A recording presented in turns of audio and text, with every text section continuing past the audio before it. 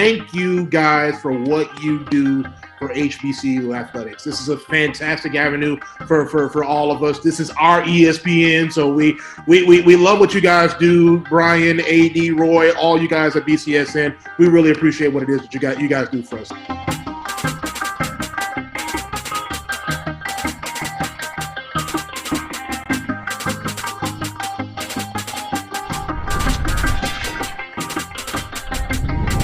Since 2002, Empowerment Resources, Inc., a nonprofit organization, has empowered more than 1,500 youth and adults in Duval and surrounding counties through its programs Journey into Womanhood, Girls Mentoring, Life Skills for Teens, and Parenting Education Coaching. To get involved with programs, volunteer, or donate, visit www.empowermentresourcesinc.org. Follow us on social media, facebook.com/empowerment.resources and instagram.com/empowermentjax. It's never too early to plant the seed, to share the tradition, and instill a sense of pride in your HBCU with your little ones. HBCU Pride and Joy Children's Boutique helps you share your school spirit with a wide selection of adorable kids' apparel and accessories officially licensed from your favorite HBCU. Visit hbcupridejoy.com and follow us on all social media at HBCU Pride Joy on Facebook and Twitter.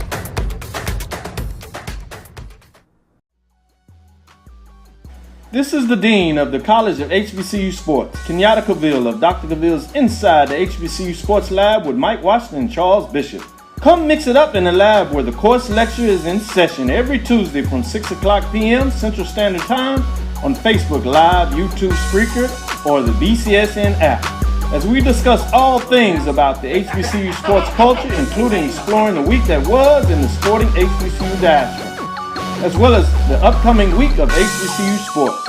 With me, the Dean, the College of HBCU Sports, on Dr. Cavill's Inside the HBCU Sports Lab with Mike Washington and Charles Bishop. Course lecture dismissed. You're looking for the latest information on Southern University sports, the Southwestern Athletic Conference, and HBCU athletics. There's only one place to go. Tune in to the Carlos Brown Show, exclusively on the Black College Sports Network. This is Brian Fulford. AD Drew and I are co-hosts of the BCSN Sports Wrap. We talk about all things related to HBCU athletics. From the games, teams, coaches, and fan interest stories, we cover it all. You can find our shows on Facebook at BCSN Sports Wrap, YouTube at MyJBN Online, and everywhere you listen to podcasts like Anchor, Spotify, Google, and Apple Podcasts. You can also find the show on the Jericho Broadcast Network's app. Make sure to download.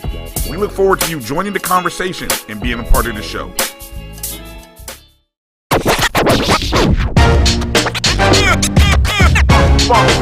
It's like a loop machine. Going around town trying to get down.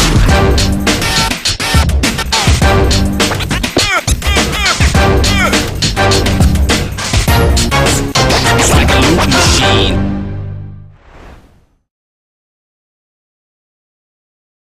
Thank you guys for what you do for HBCU athletics. This is a fantastic avenue for all of us. This is our ESPN, so we love what you guys do. Brian, AD, Roy, all you guys at BCSN. We really appreciate what it is that you guys do for us.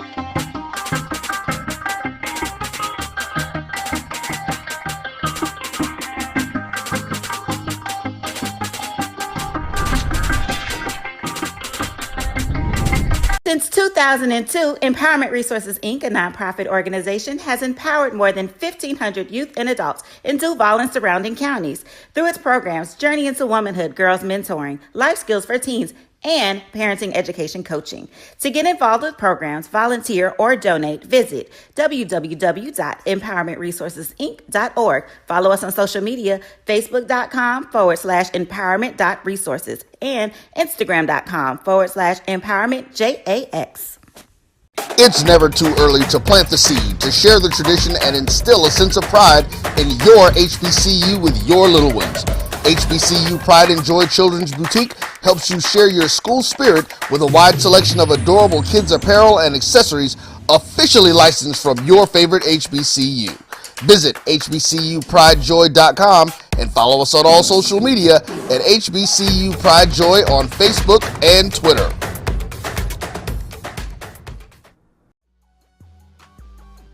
This is the Dean of the College of HBCU Sports, Kenyatta Cavill of Dr. Cavill's Inside the HBCU Sports Lab with Mike Washington and Charles Bishop. Come mix it up in the lab where the course lecture is in session every Tuesday from 6 o'clock p.m. Central Standard Time on Facebook Live, YouTube Spreaker, or the BCSN app, as we discuss all things about the HBCU sports culture, including exploring the week that was in the sporting HBCU diaspora, as well as the upcoming week of HBCU sports. With me, the Dean, the College of HBCU Sports, on Dr. Cavill's Inside the HBCU Sports Lab with Mike Washington and Charles Bishop. Course lecture dismissed. When you're looking for the latest information on Southern University sports, the Southwestern Athletic Conference, and HBCU athletics, there's only one place to go. Tune in to the Carlos Brown Show, exclusively on the Black College Sports Network. This is Brian Fulford. AD Drew and I are co-hosts of the BCSN Sports Wrap. We talk about all things related to HBCU athletics. From the games, teams, coaches, and fan interest stories, we cover it all. You can find our shows on Facebook at BCSN Sports Wrap, YouTube at MyJBN Online, and everywhere you listen to podcasts like Anchor, Spotify, Google, and Apple Podcasts. You can also find the show on the Jericho Broadcast Network's app. Make sure to download. We look forward to you joining the conversation and being a part of the show. 5. Last year in SIAC basketball action, when the basketball finally stopped bouncing, it was resting in the hands of the Tigers of Savannah State. And along with the basketball came the 2021 Men's SIAC Championship.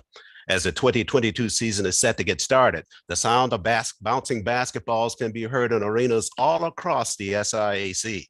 The only question that remains is, when the pounding finally stops, who will be this year's SIAC champion? Glad you could join us for our continuing coverage of the SIAC by Cricket Wireless with the SIAC Men's Basketball Media Day. Charles Ward here, serving as your host. An exciting lineup of interviews with coaches and players today to get you kind of caught up as to where things will be looking as we head into the 2022 season. Joining us now to welcome everybody to our stream is the Commissioner of the SIAC, Anthony Holloman. Commissioner.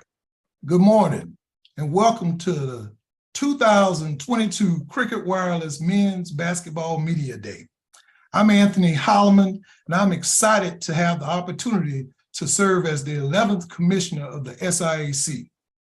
I want to start by thanking Gregory Moore for his 13 plus years of transformative leadership. The SIAC is positioned to win championships in all sports, and so we're excited for Media Day today. I want to thank Roy Irvins and Black College Sports Network for streaming this event. And I want to thank Charles Ward for hosting this Media Day. And to all of our coaches and student athletes, we wish you an exciting men's basketball season. Let's play ball. Thank you. Thank you, Commissioner. And again, welcome to everybody to our stream. You can find us at SIAC YouTube and on the various platforms of the Black College Sports Network. First order of business as we get set to look at the 2022 season is to take a look at the preseason team, first and second team preseason teams for the SIAC. And we will begin with the first and second team, obviously with the first team. Yassine Hooker, the senior from Miles College, the guard from Newark, New Jersey, 12 points per ball game for him. He's on the first team, joined by Jordan Simpson, the forward from Albany State from Pasadena, California. Malik Parker joins the group on the first team as well. He's from Albany State as well, the senior guard from Chicago, Illinois. And Burl Kabumba from Spring Hill, the sophomore forward from Clearwater, Florida, averaged 14 points and 7 rebounds for the Badgers last year. And the sophomore from Fort Valley State University, KJ Doucette from Austell, Georgia. He is a member of that first team for the SIAC for the 22-23 season. And all of those players are returning players from the all-conference team from a year ago. Second team preseason all-conference team includes Montrell Jacobs, the senior from Kentucky State, averaged 17 points and 2.7 rebounds per ball game. He's joined by Greg Boyd from Tuskegee, the redshirt senior from Seat Pleasant, Maryland. Mikael Carter from Miles, the junior forward from Lauderdale Hill, Florida. He averaged 10 points, 3 rebounds, 4 the Golden Bears, and Central State's Marcus Scott, the junior from Hinesville, Georgia, at the guard position. He is a member of that second team. And also rounding out the five for the second team, all SIAC, is Brandon Biddleman, the junior from Benedict College, finished with 35 steals and 55 defensive rebounds for the Tigers of Benedict. And he is out of Charlotte, North Carolina. So those are your first and second team 2022-23 men's SIAC preseason teams for the conference. Congratulations to all those players on first and second team.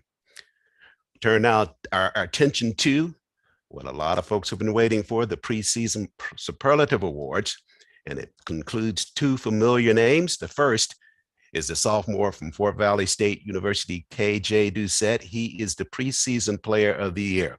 Doucette finished 14.9 points per ball game, shooting 7th in the conference, 5.4 rebounds per ball game. Last year's freshman of the year shot 78% from the free throw line, 418 total points, had 43-point baskets, 40 assists, 31 steals, and 11 blocks for Doucette, the freshman of the year. The other superlative is defensive player of the year, and that goes to Brandon Biddleman, the junior from Benedict College, second team all SIAC. And Brandon on the season, 35 steals, averaged 4 points per ball game, 2.3 rebounds, and he shot an incredible 84% from the free throw line. And if you saw him play for the Tigers of Benedict, he is an absolute ball hawk and deserving of that defensive player of the year award. So those are the two superlatives, KJ Doucette and Brandon Biddleman from Benedict College.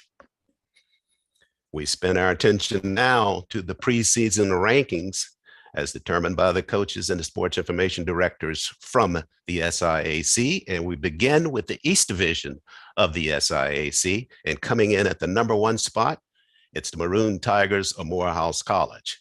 They are followed in the ranking by the Tigers of Benedict College, who occupy the 2nd spot in preseason ranking, followed by another set of Tigers that's from Savannah State, defending SIAC champs. They come in ranked at number 3 in the East Division.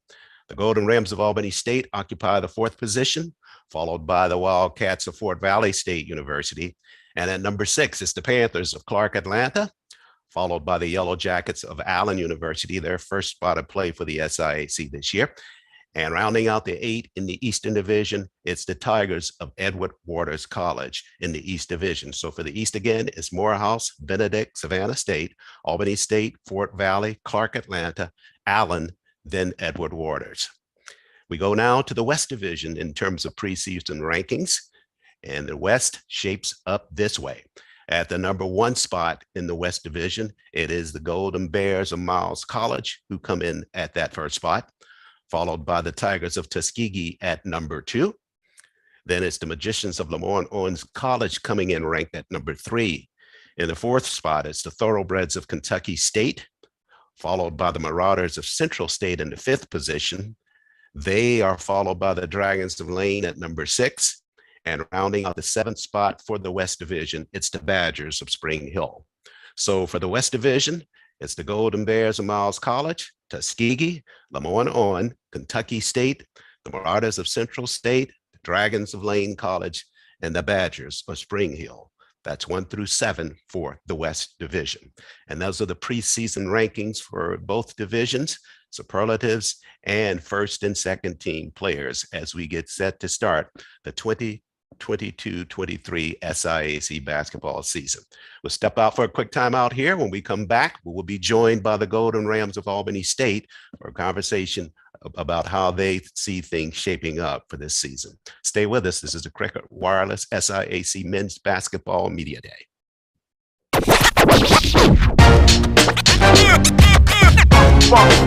It's like a loop machine.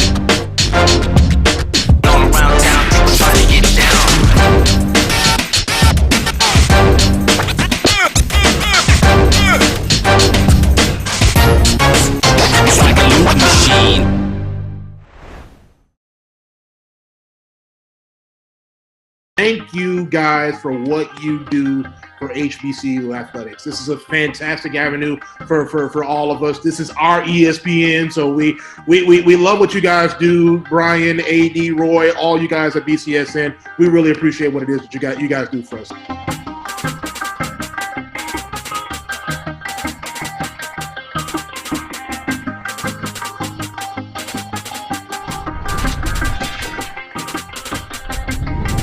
Since 2002, Empowerment Resources, Inc., a nonprofit organization, has empowered more than 1,500 youth and adults in Duval and surrounding counties through its programs Journey into Womanhood, Girls Mentoring, Life Skills for Teens, and parenting education coaching.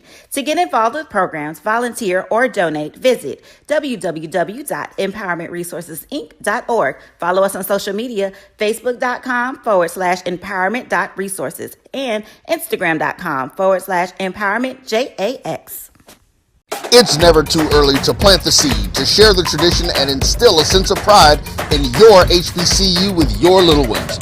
HBCU Pride and Joy Children's Boutique helps you share your school spirit with a wide selection of adorable kids apparel and accessories officially licensed from your favorite HBCU. Visit hbcupridejoy.com and follow us on all social media at HBCU Pride Joy on Facebook and Twitter.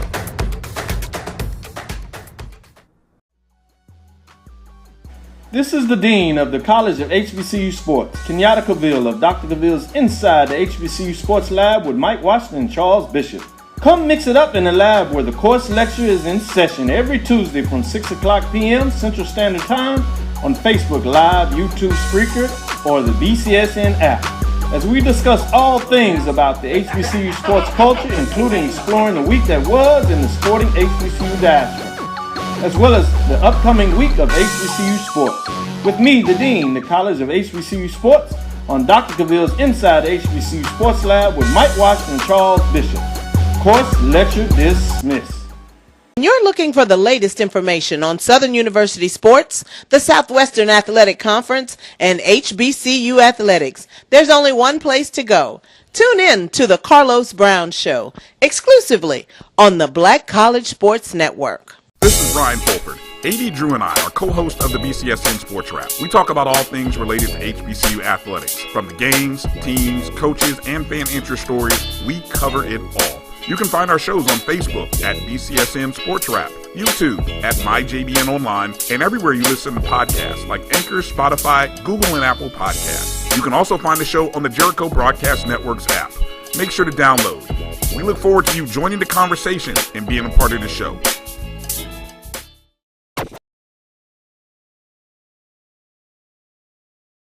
And we're back live with the Cricket Wireless SIAC Men's Basketball Media Day on the SIAC YouTube page. Glad you could join us for our coverage. And our conversations begin now with the teams. And we start with the Golden Rams of Albany State. And on the screen for the Golden Rams is head coach Patrick Gale, this fifth season, joined by players Malik Parker and Jameer Moore. Gentlemen, thank you for joining us and good morning. Good morning, Charles. Thank you. Let's jump right into it. Golden Rams of Albany State coming into the preseason press conference. Preseason rank, that's fifth coming into the season. Last year, finished fifth in the East with a 10-20 mark overall and 6-11. Coach Gales, as we look at the start of this season, get your early thoughts about what the offseason was like for the Golden Rams, what caught your attention, what was your focus in terms of the Golden Rams looking at this season and looking to turn a better output for this campaign? Charles, just working hard every day, just trying to, our biggest mantra with the coaching staff in the offseason was just stack days, not just in recruiting, but in off-season workouts. We had some guys stay in the summer and work out all summer. And then the preseason, we had, guys that looked like they were bought in from early onset. So just trying to work hard every day and just stack days together. You're joined by two players, one a senior, Malik Parker, and then Jameer Moore, the transfer from Charleston Southern University. Chance for us to get kind of really two perspectives on players that are part of your program at Albany State. Malik, second team all conference. Your thoughts? You finished with 17 points plus per ball game last year.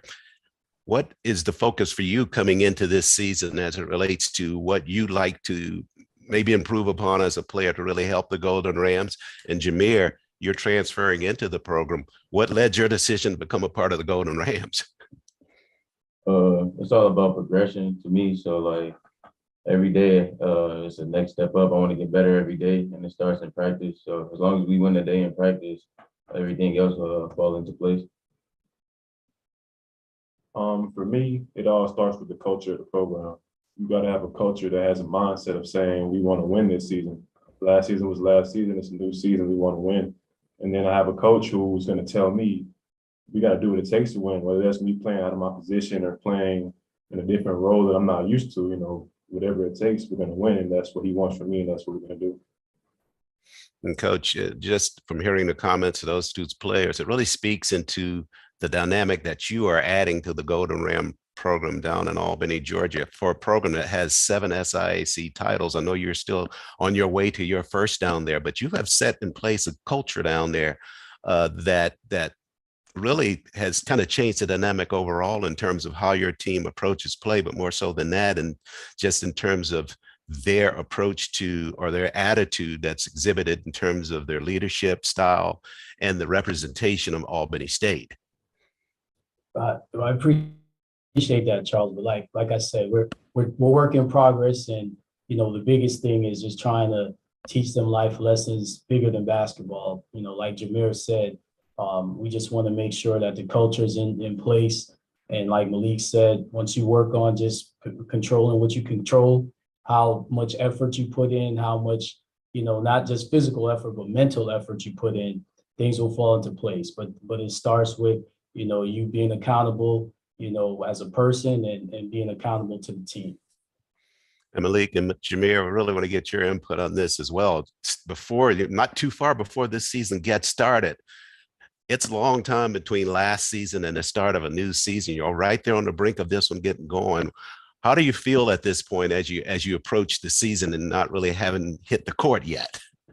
We're just really excited to get on the floor and prove. We got a lot to prove, so we're just really excited, and everybody has to buy into the program.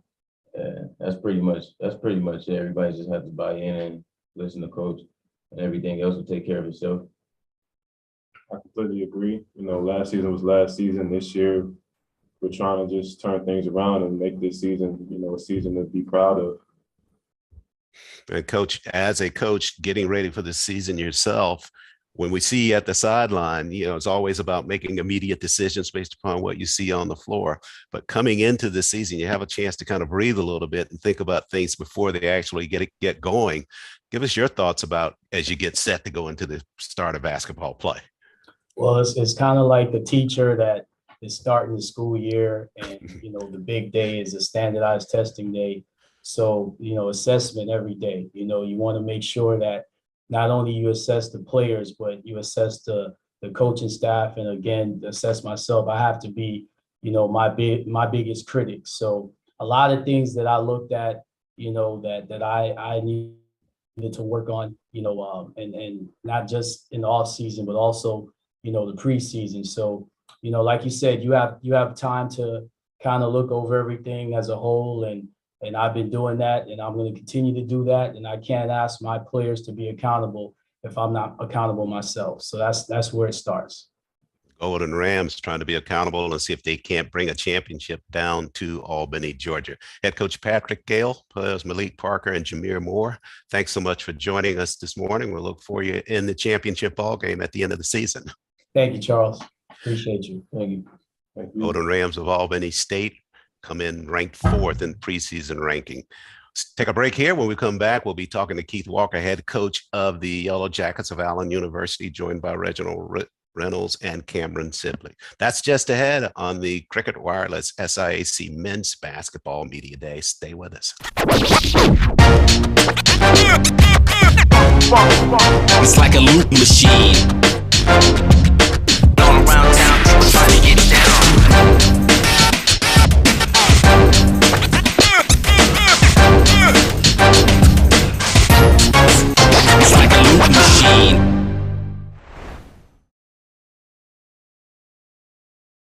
Thank you guys for what you do for HBCU athletics. This is a fantastic avenue for all of us. This is our ESPN, so we love what you guys do. Brian, AD, Roy, all you guys at BCSN. We really appreciate what it is that you guys do for us.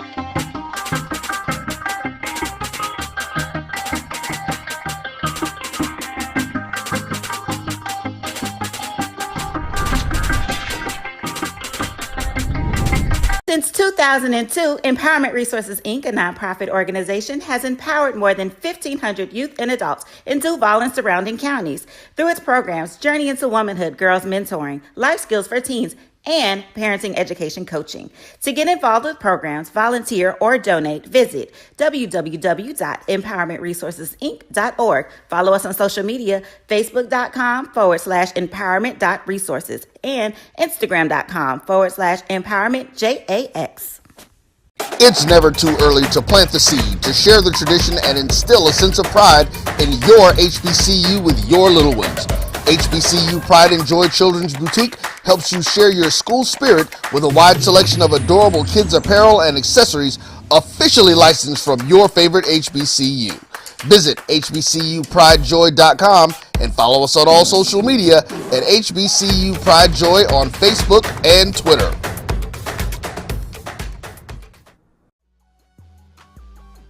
This is the Dean of the College of HBCU Sports, Kenyatta Cavill of Dr. Cavill's Inside the HBCU Sports Lab with Mike Washington and Charles Bishop.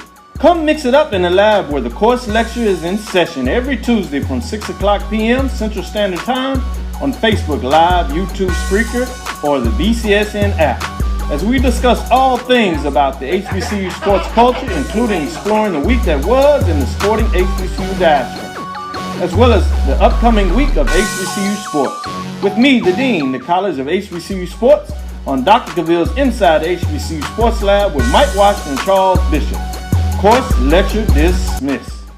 When you're looking for the latest information on Southern University sports, the Southwestern Athletic Conference, and HBCU athletics, there's only one place to go. Tune in to The Carlos Brown Show, exclusively on the Black College Sports Network. This is Brian Fulford. AD Drew and I are co-hosts of the BCSN Sports Wrap. We talk about all things related to HBCU athletics. From the games, teams, coaches, and fan interest stories, we cover it all. You can find our shows on Facebook at BCSN Sports Wrap, YouTube at MyJBN Online, and everywhere you listen to podcasts like Anchor, Spotify, Google, and Apple Podcasts. You can also find the show on the Jericho Broadcast Network's app. Make sure to download. We look forward to you joining the conversation and being a part of the show.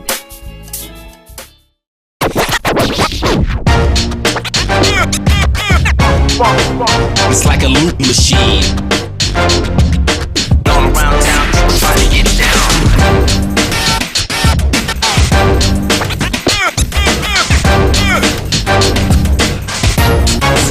It's like a loop machine.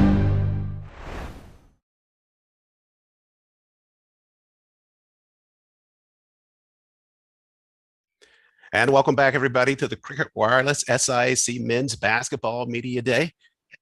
Conversations continue as we get set to discuss basketball with head coach Keith Walker of the Allen University Yellow Jackets. He's joined on screen by Reginald Reynolds and Cameron Sibley.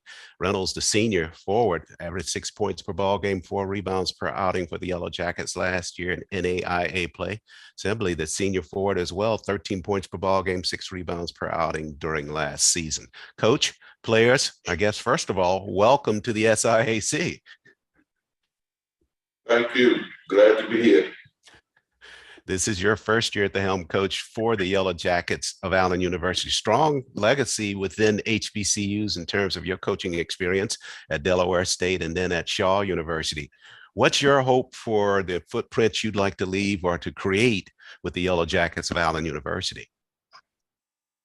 Well, as the program makes its transition to Division II, I just want Allen to be a competitive opponent.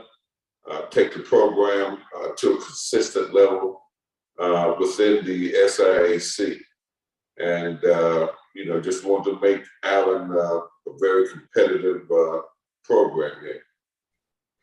Well, good friends with the athletics director over there, Jasher Cox, and I want to ask you if he was treating you right as it relates to the transition into Allen University. If not, I'll take care of it.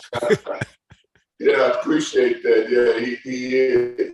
He's giving us everything we need. And you're here with two of your players today, Reginald and Cameron, players that have experience for Allen University. Well, we have AJ Baker is here on my left, okay. And Reggie Reynolds is here on my right. But Cameron had a test that he had to take, and he could not be here, couldn't miss it. So we had Anthony Baker take his place. But Anthony was a player that started pretty much most of last year, and very, very good contributor to the team. Okay, well, let's start in with Anthony. Anthony, you just heard the coach talking about your contributions to the team. Let's talk about your view of what it means to now be a part of the SIAC and what your anticipation or expectations might be about the level of competition you're going to experience. Well, I believe like the competition will be better, so we have to just go out there and then show all the hard work we've been doing all in the preseason and just like showcase all our talent and everything that we've been doing to prepare for these moments. And Reginald, really the same for you. Just talk a little bit about your off-season preparation for coming into SIAC play this year. This year, we're looking to just work hard, showcase our talent, just a background of what my teammate and my coach said. We follow our coach's lead. We had hard work preseason. We just want to see the best outcome for everyone. And I'll throw this out to all of you. Maybe we can start with you, Coach, on it first. But coming into this first season of play, what's going to be your measuring stick early on as it relates to knowing where your team kind of sizes up with the SIAC, or if what you are trying to implement there is actually being done? Well, I know that a lot of the coaches in the league are established and have been through the grind of the SIAC before. But you know, in looking around, we have to take our program as it transforms from NAIA level to Division II, and we have to make sure we take steps in order to uplift the program as we progress every year. We want to be competitive, especially initially, and filling the holes and the gaps that we need.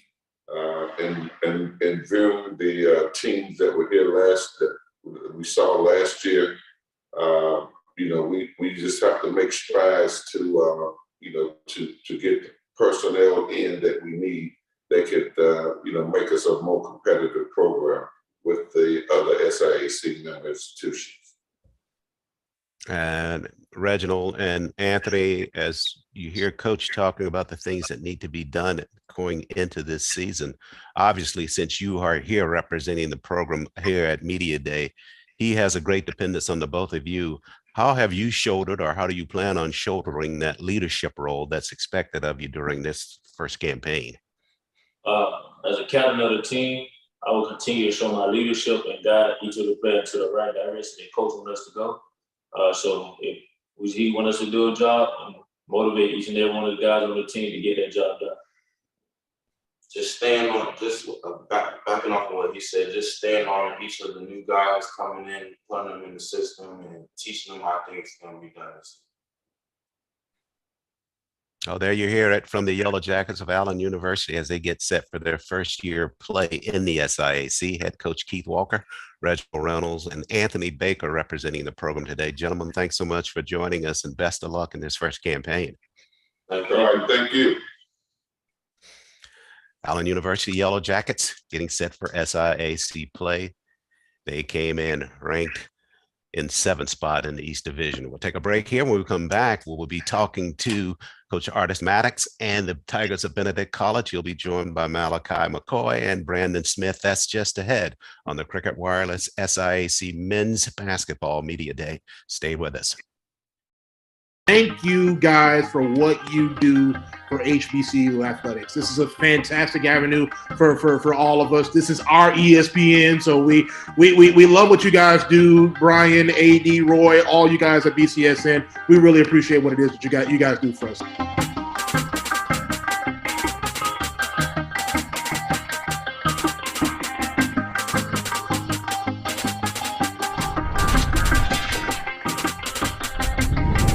Since 2002, Empowerment Resources, Inc., a nonprofit organization, has empowered more than 1,500 youth and adults in Duval and surrounding counties through its programs Journey into Womanhood, Girls Mentoring, Life Skills for Teens, and parenting education coaching. To get involved with programs, volunteer, or donate, visit www.empowermentresourcesinc.org. Follow us on social media, facebook.com/empowerment.resources and instagram.com/empowermentjax.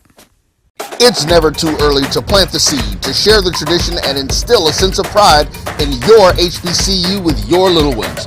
HBCU Pride and Joy Children's Boutique helps you share your school spirit with a wide selection of adorable kids apparel and accessories officially licensed from your favorite HBCU. Visit hbcupridejoy.com and follow us on all social media at HBCU Pride Joy on Facebook and Twitter.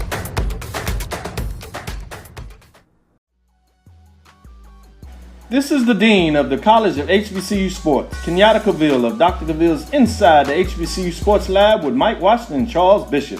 Come mix it up in the lab where the course lecture is in session every Tuesday from 6 o'clock p.m. Central Standard Time on Facebook Live, YouTube Spreaker, or the BCSN app, as we discuss all things about the HBCU sports culture, including exploring the week that was in the sporting HBCU diaspora, as well as the upcoming week of HBCU sports. With me, the Dean, the College of HBCU Sports, on Dr. Cavill's Inside the HBCU Sports Lab with Mike Washington and Charles Bishop. Course lecture dismissed.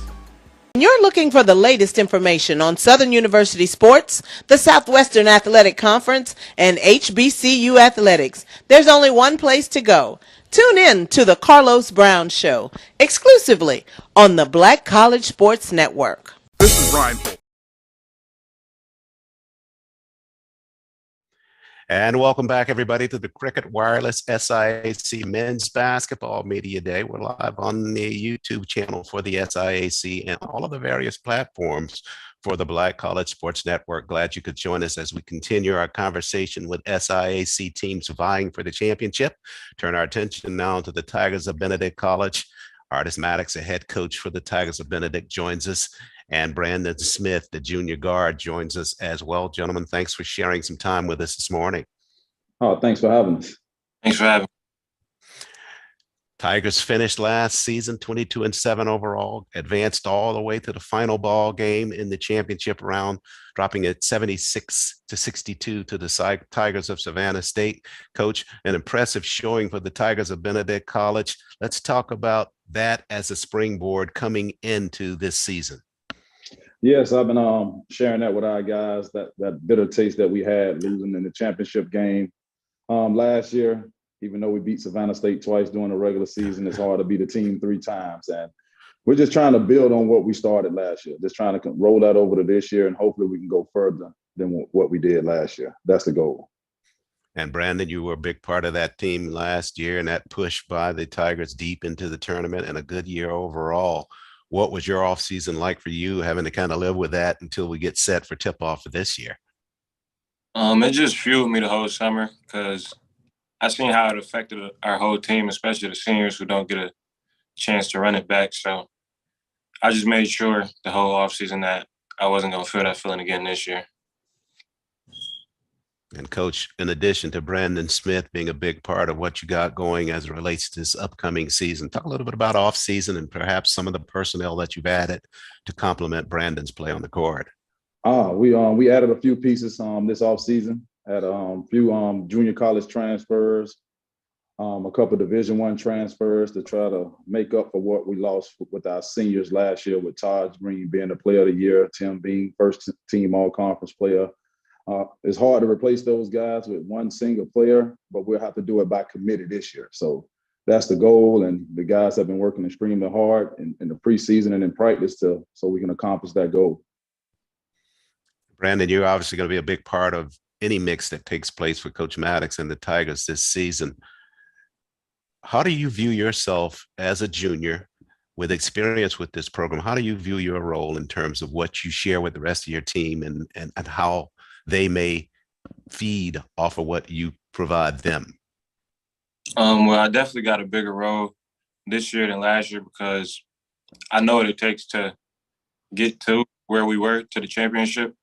So I'm just trying to use that to show people, show my teammates, we can't take any days off, any plays off, because the moment you take a play off, you might just lose your opportunity like we did against Savannah State. So I'm just here to be a leader this year and kind of set the tone for us. And Coach, obviously, when we ask the question what the goal is for the Tigers for the year, we know included in that answer is going to be the SIAC title.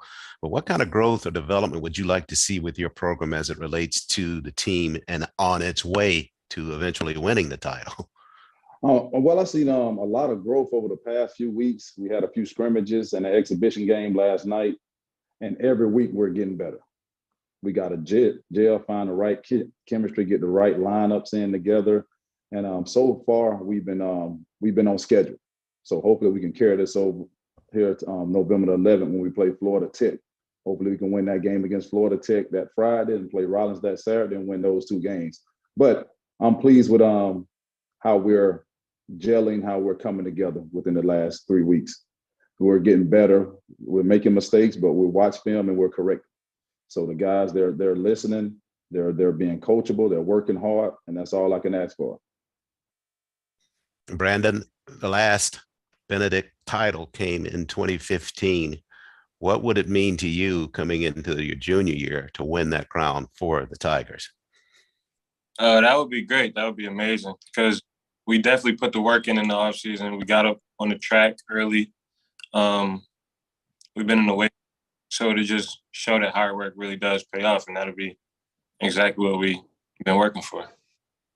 Coach, I'll put that same question to you as our final out on this one. What would it mean to you as a coach of this program to take away a title this coming season? Oh man, it'll mean so much. We had it in our grasp last year and it slipped away. So we got to work even harder this year just to make it back to the championship game. And hopefully we'll be able to win it this year. But it will mean so much to our program, just all the hard work we've been putting in over the years as coaches, recruiting the right student athletes to change the culture and to bring that championship back to Benedict. I didn't know it's been that long since Benedict has won the conference tournament title. So it'll mean the world to me. And that's the goal. Hopefully we can have tears of joy come March in Atlanta, wherever the whole site is. So it'll mean so much in so many words. It'll mean so much to me, so much to our program, our student athletes. It'll mean so much. Well, and we're all pulling for you for that win. Brandon Smith, junior guard for the Tigers of Benedict College and head coach Artis Maddox for Benedict. They finished second in the preseason ranking on the East Division. Wish you all the best of luck this campaign. All right, thank you so much. Thank you, Coach and Brandon. So the Tigers of Benedict College, second in the East Division. Step out for a timeout. When we come back, we'll be joined by Antonio Davis, a couple of student athletes for the Marauders of Central State, as our coverage of the SIAC Men's Media Day continued, sponsored by Cricket Wireless. AD Drew and I are co-hosts of the BCSN Sports Wrap. We talk about all things related to HBCU athletics. From the games, teams, coaches, and fan interest stories, we cover it all. You can find our shows on Facebook at BCSN Sports Wrap, YouTube at MyJBN Online, and everywhere you listen to podcasts like Anchor, Spotify, Google, and Apple Podcasts. You can also find the show on the Jericho Broadcast Network's app. Make sure to download. We look forward to you joining the conversation and being a part of the show.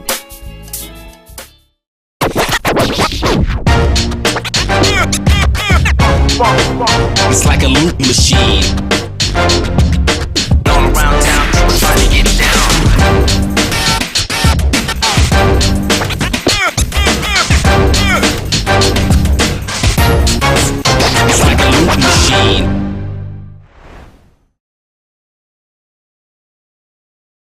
Thank you guys for what you do for HBCU athletics. This is a fantastic avenue for all of us. This is our ESPN, so we love what you guys do. Brian, AD, Roy, all you guys at BCSN. We really appreciate what it is that you guys do for us.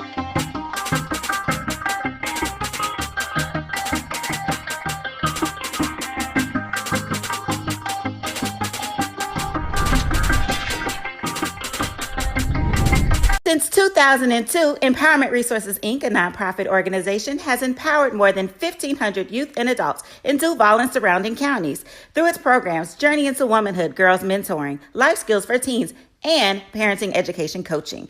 To get involved with programs, volunteer, or donate, visit www.empowermentresourcesinc.org. Follow us on social media, facebook.com/empowerment.resources and instagram.com/empowermentjax. It's never too early to plant the seed, to share the tradition, and instill a sense of pride in your HBCU with your little ones. HBCU Pride and Joy Children's Boutique helps you share your school spirit with a wide selection of adorable kids apparel and accessories officially licensed from your favorite HBCU. Visit hbcupridejoy.com and follow us on all social media at HBCU Pride Joy on Facebook and Twitter.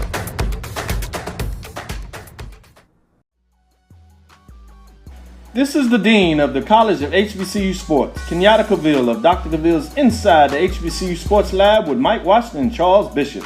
Come mix it up in the lab where the course lecture is in session every Tuesday from 6 o'clock p.m. Central Standard Time on Facebook Live, YouTube Spreaker, or the BCSN app, as we discuss all things about the HBCU sports culture, including exploring the week that was in the sporting HBCU diaspora, as well as the upcoming week of HBCU sports. With me, the Dean, the College of HBCU Sports, on Dr. Cavill's Inside the HBCU Sports Lab with Mike Washington and Charles Bishop. Course lecture dismissed. You're looking Back live with the Cricket Wireless SIAC 2022-23 Men's Basketball Media Day. Glad you could join us for our continuing coverage.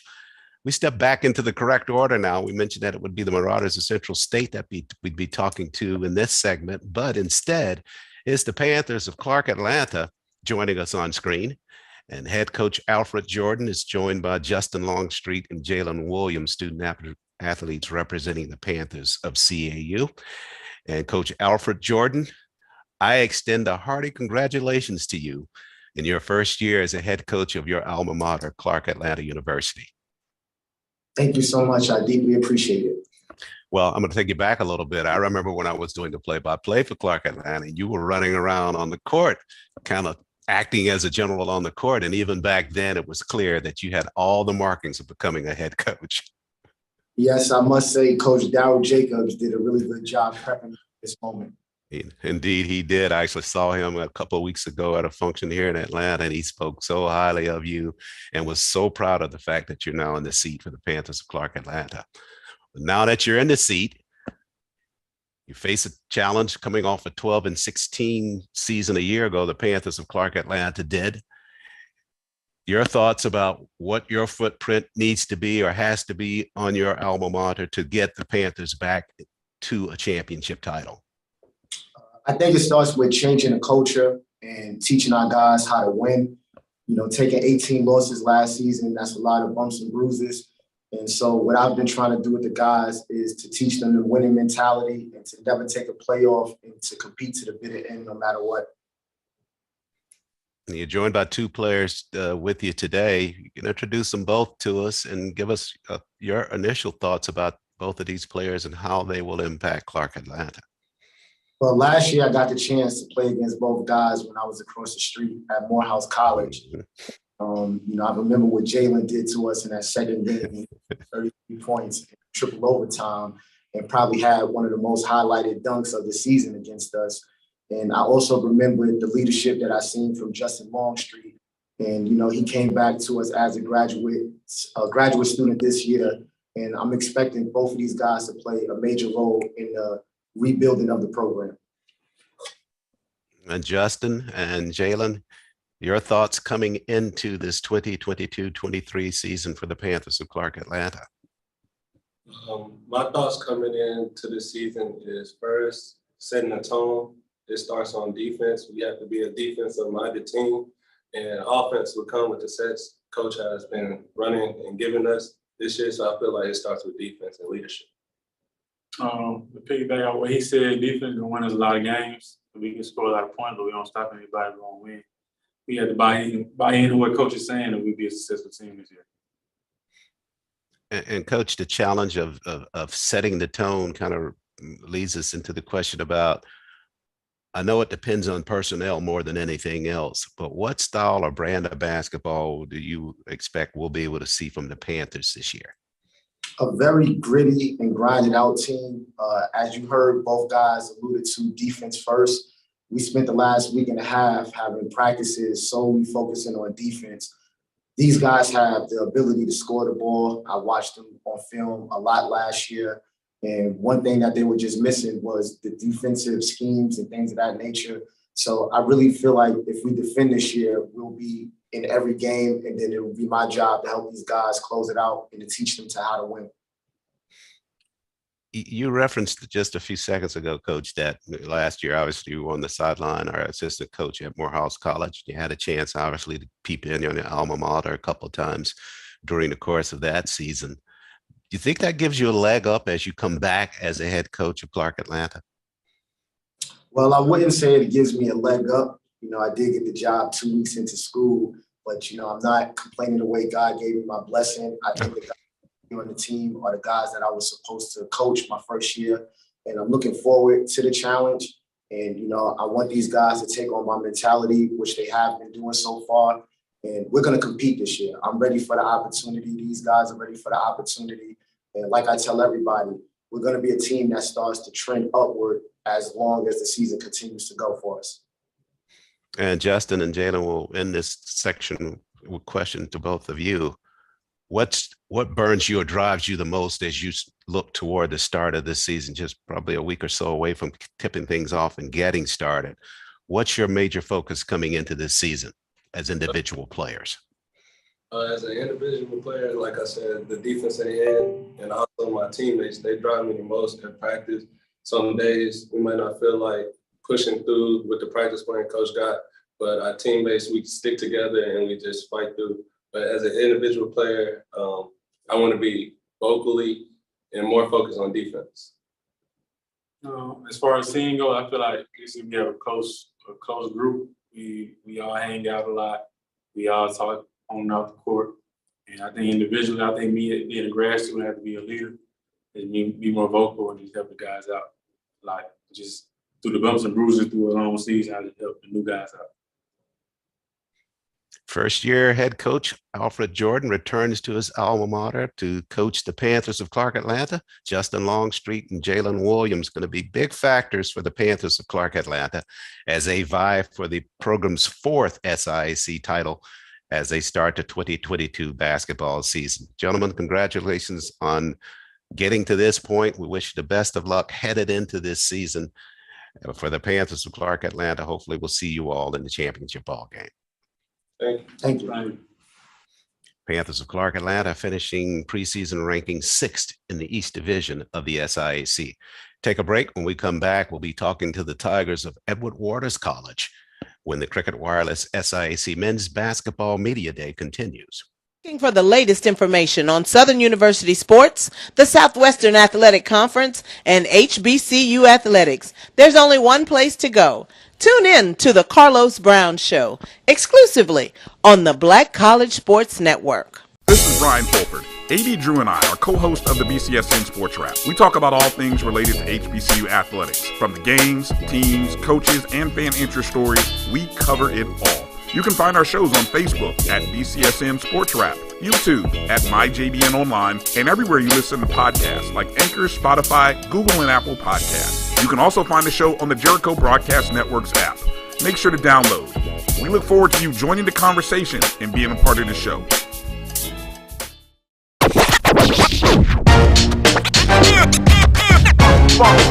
It's like a loop machine. All around town, trying to get down.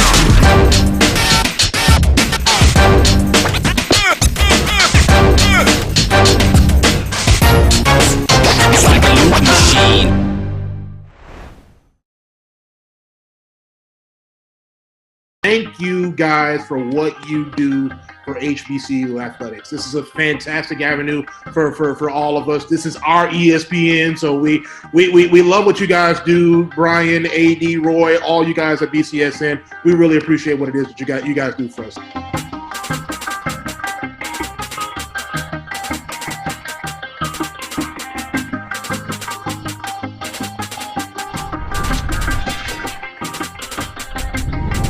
Since 2002, Empowerment Resources.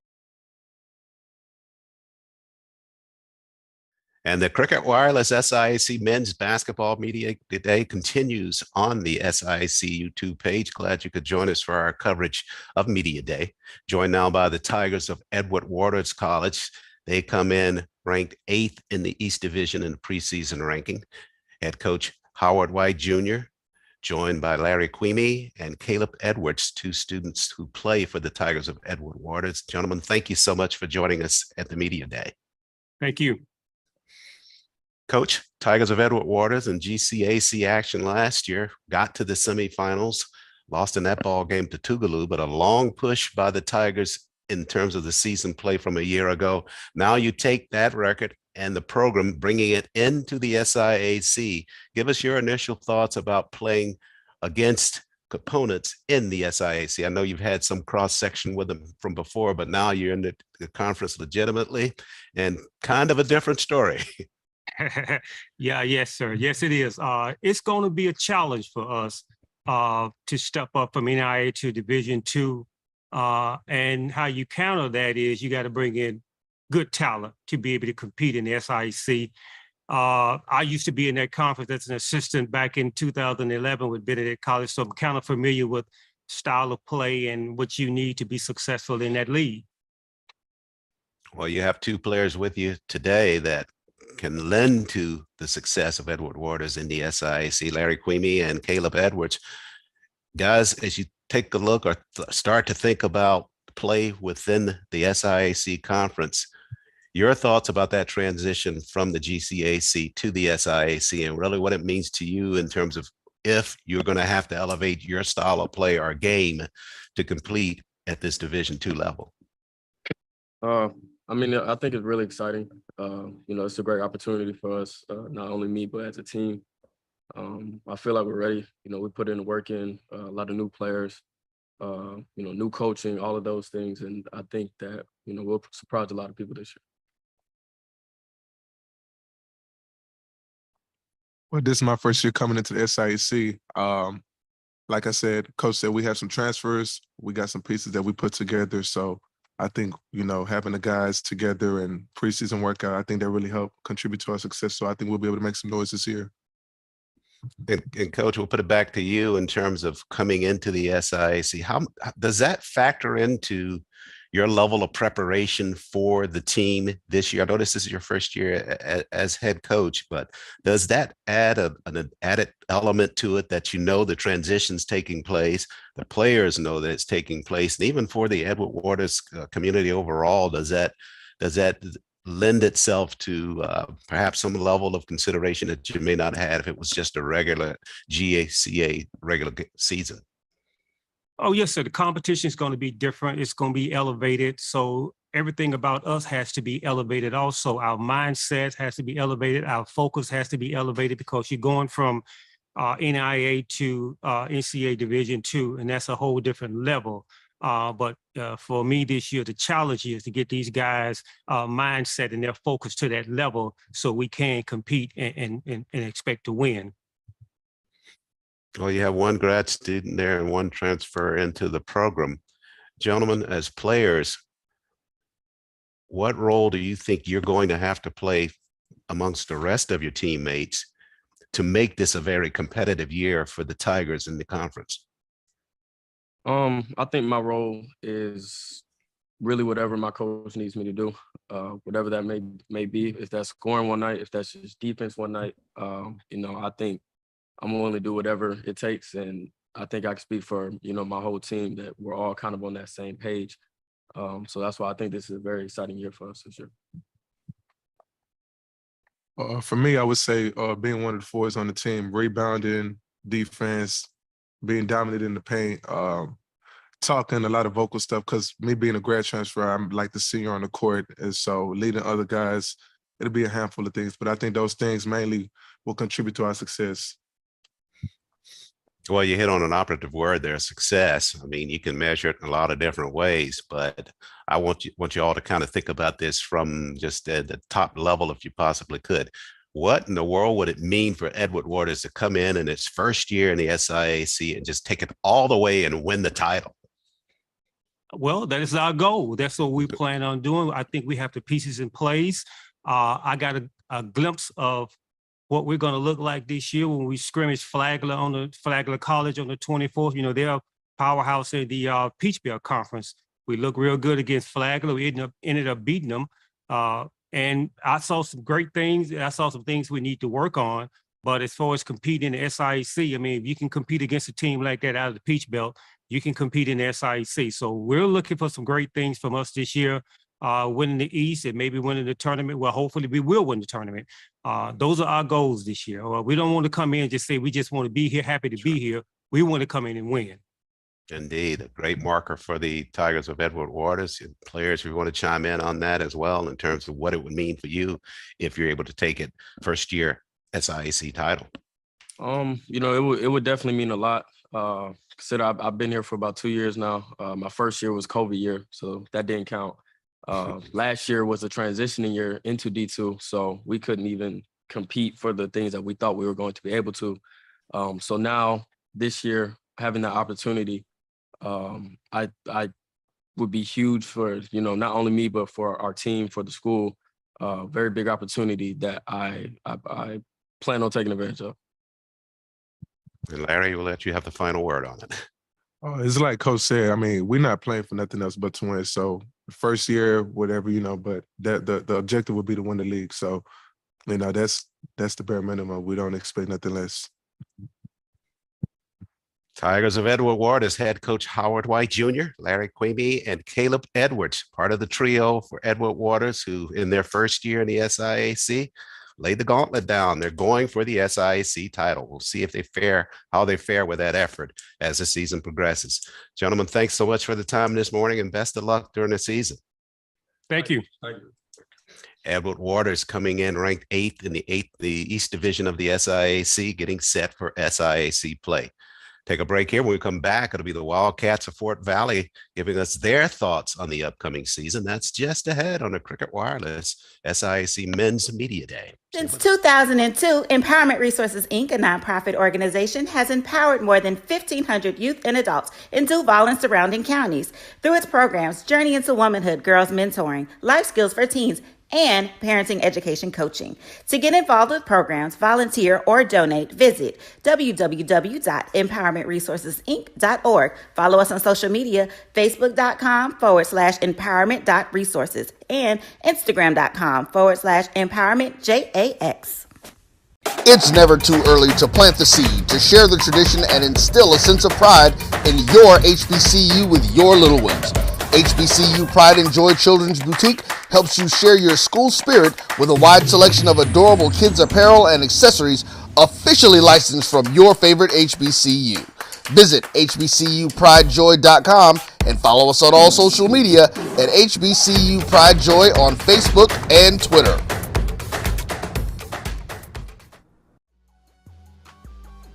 This is the Dean of the College of HBCU Sports, Kenyatta Cavill of Dr. Cavill's Inside the HBCU Sports Lab with Mike Washington and Charles Bishop. Come mix it up in the lab where the course lecture is in session every Tuesday from 6 o'clock p.m. Central Standard Time on Facebook Live, YouTube Spreaker, or the BCSN app, as we discuss all things about the HBCU sports culture, including exploring the week that was in the sporting HBCU diaspora, as well as the upcoming week of HBCU sports. With me, the Dean, the College of HBCU Sports, on Dr. Cavill's Inside the HBCU Sports Lab with Mike Washington and Charles Bishop. Course lecture dismissed. When you're looking for the latest information on Southern University sports, the Southwestern Athletic Conference, and HBCU athletics, there's only one place to go.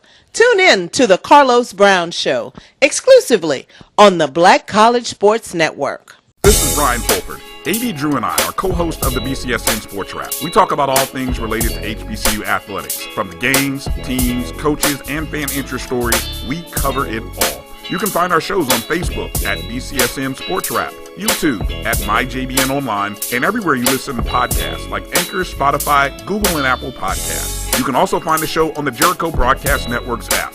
Make sure to download. We look forward to you joining the conversation and being a part of the show.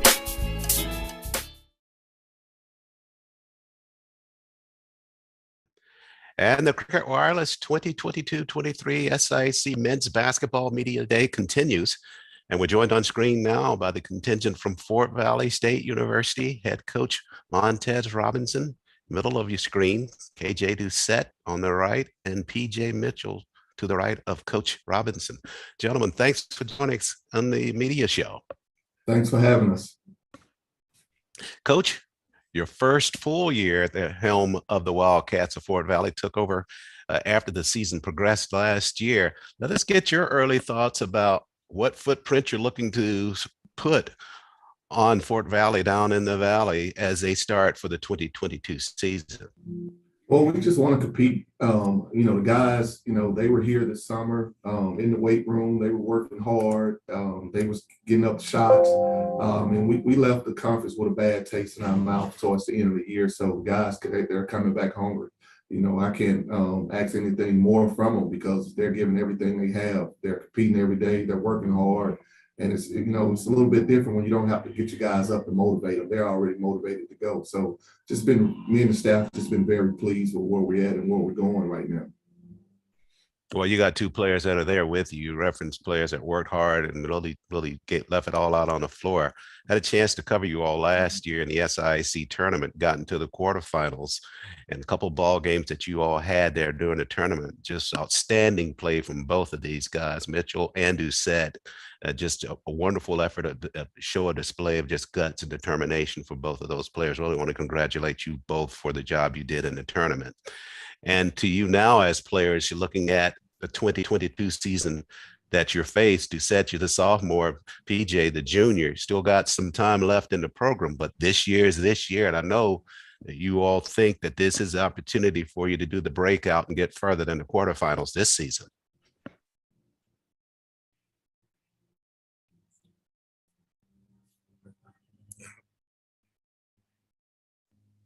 You guys there? Oh, we couldn't hear you, sis. Oh, I'm sorry. We're just commenting on the fact that it's a new season for the both of you, and just trying to get a sense of what your thoughts are coming into it based upon the valiant effort that you both put in the tournament last year and how that feeds into you coming into this new campaign. I say work. Like last year during the conference tournament, it left a bad taste in our mouth. Like we know we was one stop away from a win. And like during the summer, we had worked so hard. And like my team is hungry. Everyone's hungry. We wanted this year.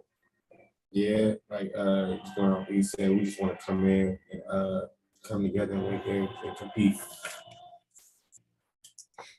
And Coach, obviously part of the challenge is going to be how you get these two players and the rest of the Wildcats to gel starting at the beginning of the season. Everybody knows that these seasons, they're just a grind, just point blank.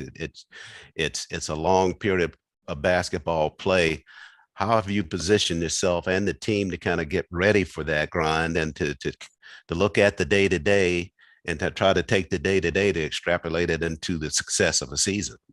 Well, just coming in every day and going to work. One thing about this group of guys is nobody's selfish. They're coming in every day is just trying to get better and trying to get one another better. So that right there alone, it helps the gelling process when you don't have any guys trying to be me guys. They're trying to be team guys. And, when we come in the huddle every day, we break it down family, and we break it down together. So these guys are all on the same page from that standpoint. So I think that helps the gel come a little bit quicker than normal. And KJ and PJ as players, I mean, you're players that are familiar with the program and you have a definitive role. But KJ, in your case, named preseason All, that's the Player of the Year coming into the season. How much of a factor do you think, the accolades and your responsibility as upper class players feeds into how you prep and tutor younger players that are in the program and to bring that chemistry all together for Fort Valley? I think it's really important just trying to be a leader to the freshmen that's coming in and showing them the ways and showing them how everything is supposed to go for real.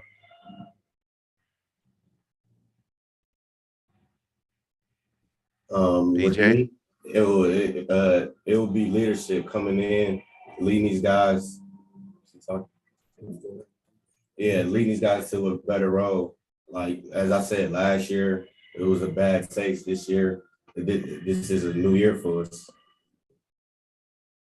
And Coach, we referenced this at the beginning of our conversation. You took over the team, early in the process, probably the second half of the season is when you really were able to get in and entrench yourself. What will it mean for you and for Fort Valley if you're able in this campaign, your first full at Fort Valley, to build upon that record of 8-20 of the last year and a quarterfinal finish a year ago to get an SIAC title for the Wildcats of Fort Valley, which would be the third in the school's history? I mean, that would be amazing. Like you said, just coming in January 5th last year and having to play a game on the 8th, you're not able at that point to put in a lot of stuff. But, having this team from August, and to this point, we've been able to get in the trenches and grind it out in practice and do the things that we need to do to prepare so we can be ready for the long haul of this season. But it'll be great for this community. Like you said, it's the last championship, the last opportunity that we won was in 1998. So that was 25 years ago. We're going to celebrate the anniversary of that 25-year team. So what better way would it be to celebrate the last championship and come in there this year and compete for one? So that would be very huge for this community, for this university, and for these guys. KJ, PJ, you guys still have some time left in the program. Your thoughts about if you win the title this year, what it's going to mean for you all going forward with the Wildcats of Fort Valley? You both played chemistry between the two of you on the floor. It's just absolutely incredible. But to be able to hoist that trophy at the end of the year has to be something that would be outstanding for the both of you. Yeah, that would be all of our hard work that we put in towards the summer between now to February, March. Like when we put that trophy in the air, that's gonna prove our hard work and non-selfishness. Yeah, like basically like every practice, that's the goal. Every game, we just trying to get a step closer to winning the championship for real. Wildcats of Fort Valley, Montez Robinson in his first year as head coach, KJ Doucette, preseason player of the year, and PJ Mitchell, the junior guard, who's a real general of the Wildcats of Fort Valley. Thanks so much for sharing time with us this morning, and best of luck during the season. Thanks for having us. Appreciate it. Wildcats of Fort Valley, East Division, 5th ranked team in the preseason, getting set for the campaign. We're getting set for more interviews here on the Cricket Wireless SIAC Men's Basketball Media Day just ahead. Stay with us.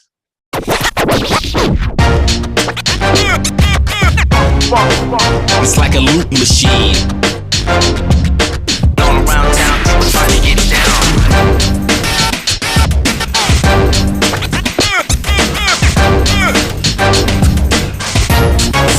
It's like a loop machine.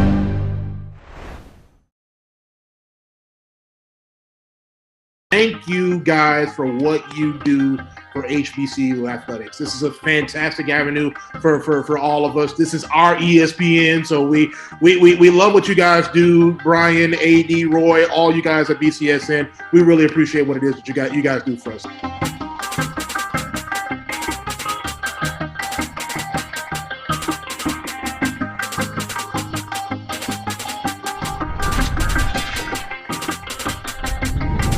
Since 2002, Empowerment Resources, Inc., a nonprofit organization, has empowered more than 1,500 youth and adults in Duval and surrounding counties. Through its programs, Journey into Womanhood, Girls Mentoring, Life Skills for Teens, and Parenting Education Coaching.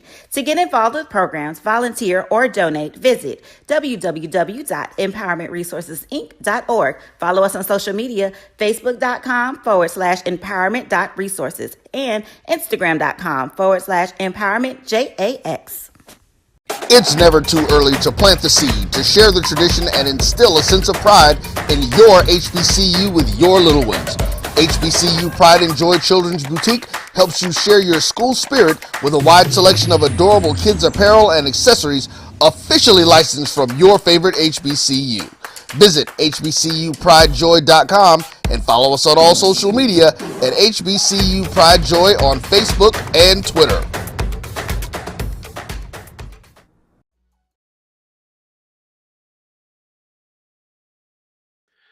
We're back live at the Cricket Wireless SIAC Men's Basketball Media Day. Glad you could join us for our continuing coverage as we converse with players and coaches about the upcoming 2022 season.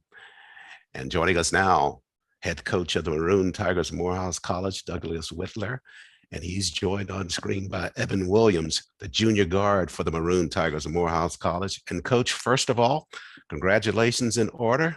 The title now is head coach without an interim tag. Yes. I appreciate that, Charles. Yeah, it was a process for me. I had to prove what I could do with what I've learned from Coach Brewer, and he taught me well, and he definitely had me prepared for the moment. And a little sidebar story as it relates to you having the interim removed. We actually ran into each other in Douglasville right after you'd gotten the call that you've been appointed as head coach full time. It was just a spur of the moment. Congratulations for a job well done. Yeah, I appreciate it, Charles. I really do. Thank you. Yeah, Maroon Tigers, first in the East in preseason ranking, got to the semifinals last year and lost to the eventual champions, the Tigers of Savannah State, in that semifinal ball game. Let's talk about the preparation as you come into the season with Evan Williams, the junior, with you here on screen. Talk about it from your standpoint first, Coach, and then Evan, you can chime in as it relates to your preseason prep to get ready for this campaign. Okay, well, this year coming in, we added a few new pieces to the puzzle. But this year, we got to really control the game and focus on our defensive side of the ball. Conditioning is one of the main things that I really want to try to focus on with this group because we're guard heavy. We want to get up and down the court real quick. But being guard heavy, we got to make sure also that we're tough. So we're doing a lot of tough drills now in practice, just trying to prepare for the schedule that we built. Yeah, like Coach said, we got a really guard-oriented team. I feel like we could play real fast, and a lot of teams won't be able to, keep up with our pace. So as long as we, push the tempo, focus on the defensive end, as far as pressuring the other team guards. I mean, pressuring the whole team really, and I feel like we should be straight. And Coach, don't have your schedule here in front of me, but when do you all actually start with play this coming season? Yeah, so we actually had our first game last night against Talladega. We won that one. It was a grind out. Those kids can play and they're extremely tough. So we earned that one. And we actually have an exhibition coming up on Monday against Harvard. And then we actually got to return Talladega the game back on next Saturday. Yeah, and I mentioned that because I wanted you to do exactly what you did. You talked about that exhibition game coming up against Harvard next few days or so. Both schools just legendary as it relates to the academics of it all. In some portions of the country, they refer to Morehouse as the Harvard of the South. And in our part of the country, we refer to Harvard as the Morehouse of the North. So it should be an interesting matchup with them just to get that relationship with an Ivy League school associated with one of the most elite schools as it relates to any college in the country, and particularly with HBCUs. So just wondering what that affiliation or that relationship means to Morehouse.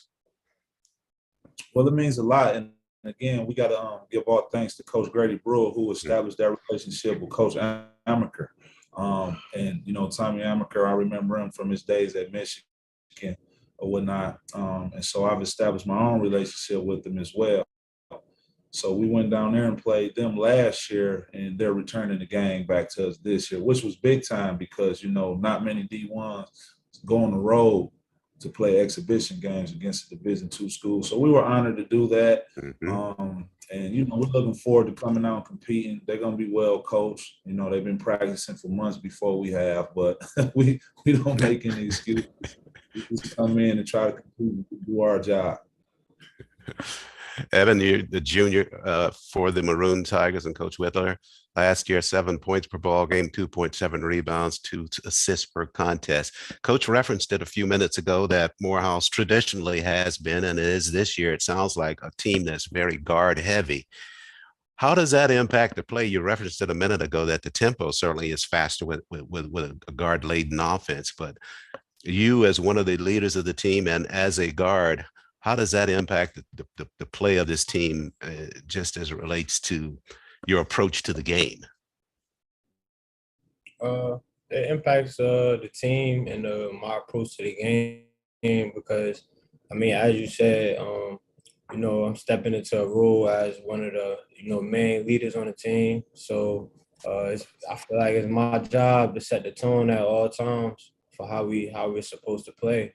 So, it's a lot of responsibility, but at the same time, I feel like I can handle it. And, coach instills the confidence in me to tell me that I can handle it. So it's a challenge, but I feel like I'm up to it. And I feel like this is going to be a much better year for both myself and the team. We got a lot of unfinished business, and we got a kind of a bad taste in our mouth, coming from last year. So use that, to fuel the fire and get it done. And Coach, the same to you coming into this season within the SIAC, you more than anybody else had a profound understanding about the quality of play within this league because you were a part of it as a player yourself. As you look at the start of this season, what's going to be your measuring stick for the Maroon Tigers as the campaign unfolds and you start getting into conference play? Well, of course, like I said, we just got to play defense against everybody that we play. If we do that, Charles, I know that we'll be in the game, and that's all I ever really asked for. We got a tough schedule coming up. After Talladega, we got to go. We got Columbus State coming in. Then we got 2 CIAA schools with Fayetteville State, as well as Livingston College as well, right before we get ready to start the conference play against Mile, who we know is extremely tough, and they're going to bring it every year. So, I'm just trying to mentally keep my guys focused and prepared. We got a few guys a little banged up, so some not playing right now, some that is playing. So we got to get healthy, and if we're healthy, and we're going to come in and compete. And again, I like my chances if we play defense with my team. Coming in ranked number 1 in the East in the preseason polls, the Maroon Tigers of Morehouse College. Second-year head coach Douglas Whitler and Evan Williams going to be a big part of the factoring for the Maroon Tigers in this campaign. Gentlemen, thanks so much for joining us, and we'll see you down the trail for sure. Thank you, Charles. Thank you. Take a break here on the Cricket Wireless SIAC Men's Media Day. We'll come back. We'll be talking to Coach Broadnax and the Tigers of Savannah State. This is the Dean of the College of HBCU Sports, Kenyatta Cavill of Dr. Cavill's Inside the HBCU Sports Lab with Mike Washington and Charles Bishop. Come mix it up in the lab where the course lecture is in session every Tuesday from 6 o'clock p.m. Central Standard Time on Facebook Live, YouTube Spreaker, or the BCSN app, as we discuss all things about the HBCU sports culture, including exploring the week that was in the sporting HBCU diaspora, as well as the upcoming week of HBCU sports. With me, the Dean, the College of HBCU Sports, on Dr. Cavill's Inside the HBCU Sports Lab with Mike Washington and Charles Bishop. Course lecture dismissed. When you're looking for the latest information on Southern University sports, the Southwestern Athletic Conference, and HBCU athletics, there's only one place to go. Tune in to The Carlos Brown Show, exclusively on the Black College Sports Network. This is Brian Fulford. AD Drew and I are co-hosts of the BCSN Sports Wrap. We talk about all things related to HBCU athletics. From the games, teams, coaches, and fan interest stories, we cover it all. You can find our shows on Facebook at BCSN Sports Wrap, YouTube at MyJBN Online, and everywhere you listen to podcasts like Anchor, Spotify, Google, and Apple Podcasts. You can also find the show on the Jericho Broadcast Network's app. make sure to download. We look forward to you joining the conversation and being a part of the show.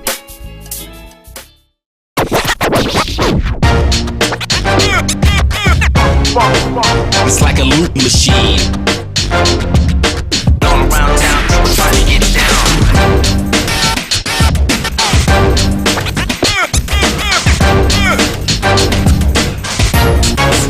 It's like a loot machine.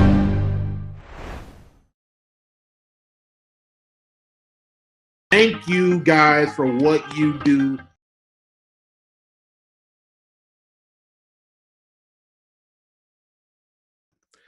Back live at the Cricket Wireless SIAC Men's Basketball Media Day. Glad you're continuing to stay with us for our coverage. We come now to the Tigers of Savannah State, the defending SIAC champions. Head coach Horace Broadenax in his 17th campaign. Larson Ashford and Elite Bowles join us on screen. Gentlemen, thanks so much for your time this morning. Thank you. Glad to be here. Good morning. Good morning. Glad to have you from down in Savannah. My hometown's about 50 miles away from there in Statesboro. So glad to see some of the locals here on our screen. Coach, 16. you got it. The lonely I-16. Tigers win the title last year, push into the first round of the NC2A regionals. So congratulations on the season last year. Some folks had you coming in at the end of last year, ranked 3 going into the tournament. Some folks saying that it was a surprise, but the way you all played in the tournament, it was clear that it was not a surprise. A very solid performance by the Tigers throughout the tournament, and a job well done in terms of winning it. With the win, now that brings you into a situation of now you are the ones that people are saying a different thing about now is well, they got a target on the back now because they cleared the deck last year. Coming into this season, how does that feel knowing what you did last year? You're the defending champs, and as you get ready for conference competition this season. From my perspective, it feels good in a sense that that's something that we accomplished last year. And, I'm telling the guys this year, some of the coaches in the SIAC mentioned that how hard we played, how well we played defense and how much energy we played with. So that's our emphasis. That's my emphasis is we got to have good energy. Every time we hit this court this year, we're just working on our energy level, trying to get that energy through the roof so we can have good practices. So our defense could turn up a little bit, so hard work could turn up a little bit. So, it feels good, and you want to try to do it again. You want to try to use it as a springboard as opposed to quicksand. We can't get complacent. Just like you mentioned, that it's a target on our back. And if it's not one, then we put it there so that we could, every day we got to work. It was a great feeling, and it's a feeling that you want to go chase after again. So the energy level has to be high, and we got to really be prepared to put the work in. Larson and Alik, I know it may be difficult to say any more than what Coach has already said because he expressed it so well, but I'm wondering if you can think about the difference between the start of last season prior to being the champions and then coming in, getting prepped for this season, knowing that you are the champs and you are defending. Is that a different mindset for you as players? I'll say yes, it is, because we have a higher expectation this season. So we really want to make sure that we come into practice every day with energy. I mean, that's been our focus, and really taking pride in our school. And I feel like this season that has been our main priority. And I think that compared to last season, we're doing a better job of taking pride in what we have here and that we can achieve more than ever before. For me, I always prepare the same. So it doesn't really matter the target or not. I'm here to help win the championship. All the work is the same for me. And Coach, and I'll throw it out to everybody on the panel as well, is that the level of competition within the SIAC, and to come in, last year was first year in terms of tournament play, and to win that title just was phenomenal. But as you indicate, now the work begins. You as a coach, how do you keep that focus there, and what additional elements do you have other than the 2 players that are here with you now and some of the returning players from a year ago? What was the focus in terms of any levels of improvement that you thought the Tigers might need in the off season? Well, I mean, these two guys are the remaining starters from last year's team. So obviously they're gonna have to step up. We lost 3 of our top leading scorers. So guys are gonna have to step up. Guys in reserve roles are gonna have to step up. I think we got enough guys from that team. We got 5 seniors on this team, and we added 5 freshmen. And then in between, we have several sophomores and some juniors that could everybody just needs to step up. So, you know, the main thing that we need to continue to get better. And like I said, our energy just needs to be through the roof. And at the end of the day, when we get on the basketball court, we got banners of every team in the SIAC hanging up in our gym.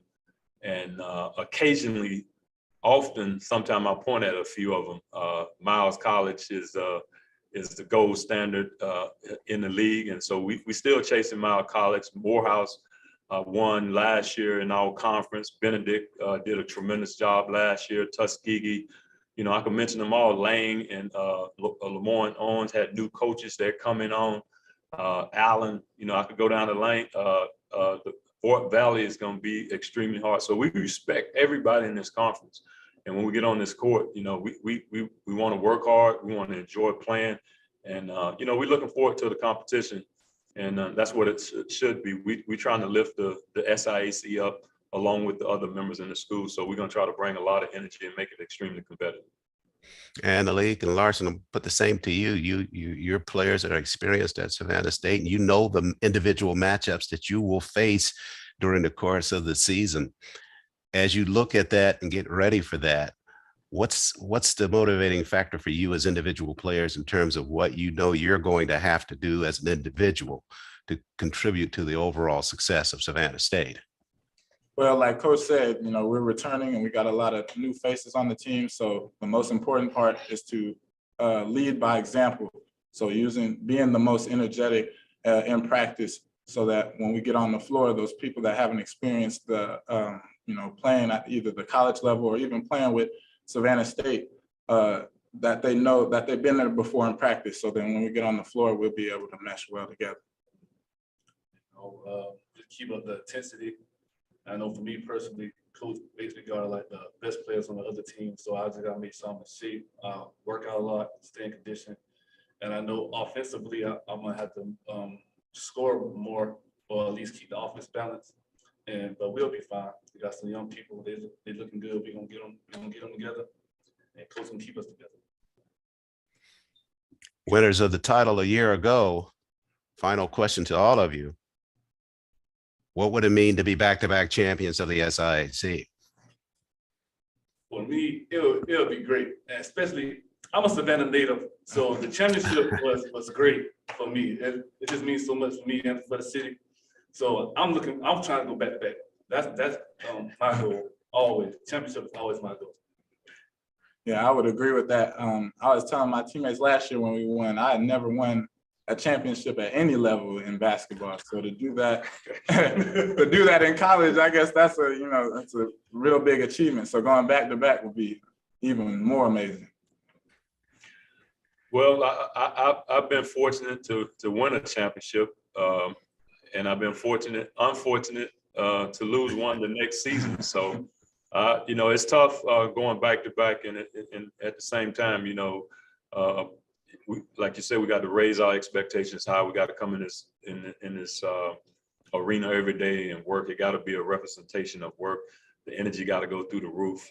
We got to have fun working at it, and that's what I try to get these guys to understand. One, we got to have a lot of energy. Two, we got to have a lot of fun because the work needs to be done. And a lot of people like to run away from the work, but if we could get that energy level through the roof and have fun, then hey, we could have some fun at working hard. So it's going to be challenging, but it's going to be fun. We definitely want to represent this institution. We definitely want to reach out into the community of Savannah and Chatham County, Southeast Georgia, and try to represent them extremely well, whether it's with a championship or not. But we're going to put our best foot forward. So the fun and the work set to start for the Tigers of Savannah State as they defend the SIAC championship into the 2022-23 basketball season. Coach Broadnax, Alik, Larson, thanks so much for joining us, and best of luck to the Tigers during this campaign. Thank you. Thank you, Charles. Send us some energy, baby. I will. Coming Lot of straight from energy, lot of Statesboro. energy, All lot of energy. right. Tigers of Savannah State ranked 3rd in the East Division as they get set to start the campaign. The Cricket Wireless SIAC Men's Basketball Media Day continues after this timeout. For HBCU athletics, this is a fantastic avenue for all of us. This is our ESPN, so we love what you guys do. Brian, AD, Roy, all you guys at BCSN, we really appreciate what it is that you guys do for us.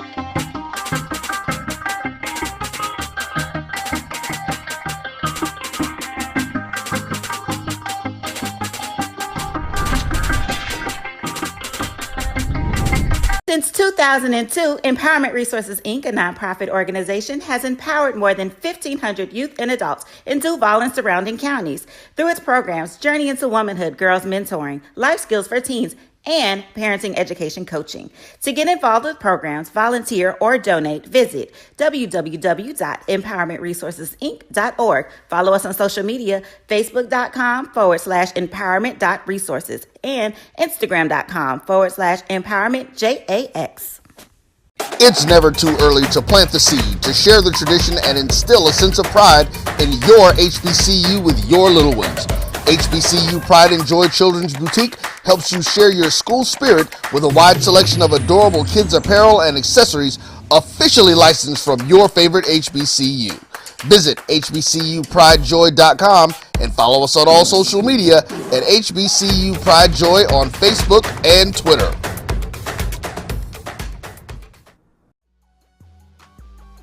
This is the Dean of the College of HBCU Sports, Kenyatta Cavill of Dr. Cavill's Inside the HBCU Sports Lab with Mike Washington and Charles Bishop. Come mix it up in the lab where the course lecture is in session every Tuesday from 6 o'clock p.m. Central Standard Time on Facebook Live, YouTube Spreaker, or the BCSN app, as we discuss all things about the HBCU sports culture, including exploring the week that was in the sporting HBCU diaspora, as well as the upcoming week of HBCU sports. With me, the Dean, the College of HBCU Sports, on Dr. Cavill's Inside the HBCU Sports Lab with Mike Washington and Charles Bishop. Course lecture dismissed. When you're looking for the latest information on Southern University sports, the Southwestern Athletic Conference, and HBCU athletics, there's only one place to go.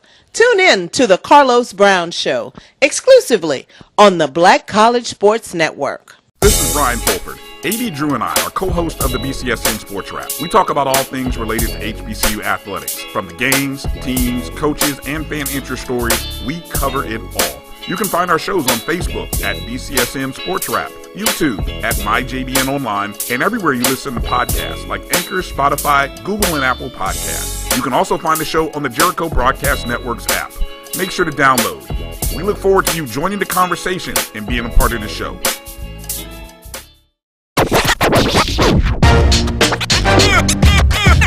It's like a loot machine. All around town, trying to get down.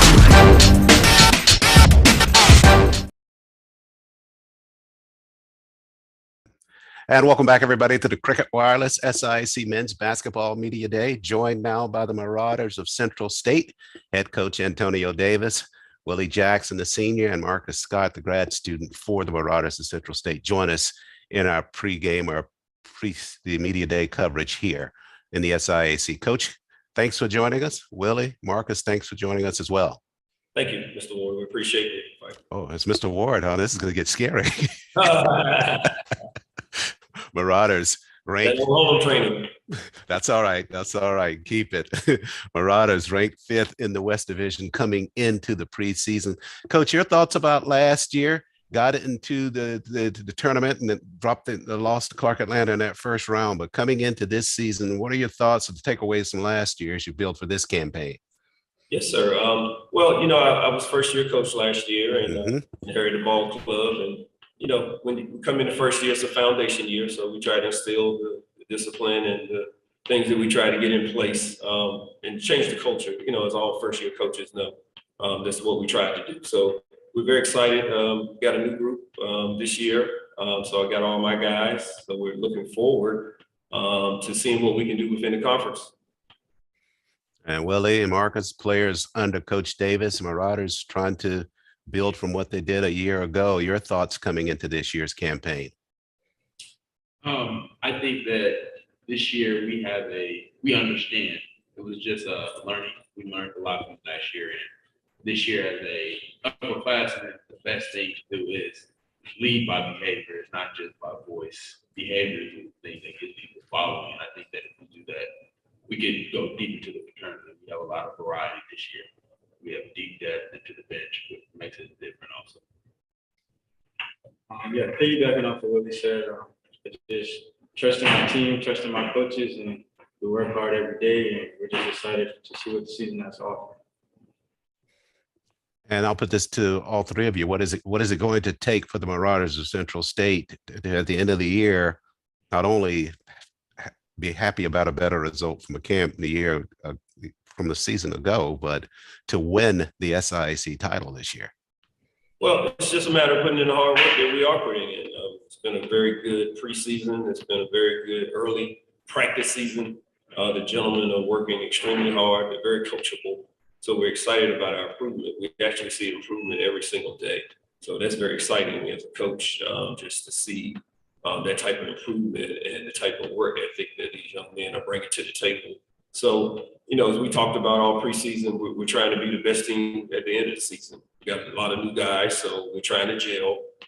So as we move forward, we try to get better, and hopefully at the end of the year, we're the best team. Willie and Marcus, as individual players, what do you think you're going to have to do to contribute to an SIAC title for the Marauders? As I said before, I think that behavior is what gets it done, and knowing my role in the team and sticking to my role and not looking at other people's role and trying to fulfill what they do. I think that if we do that all across the board, of sticking in our playing field, what we do best individually, when we bring it together collectively, that will be unstoppable. Wow, I said unstoppable.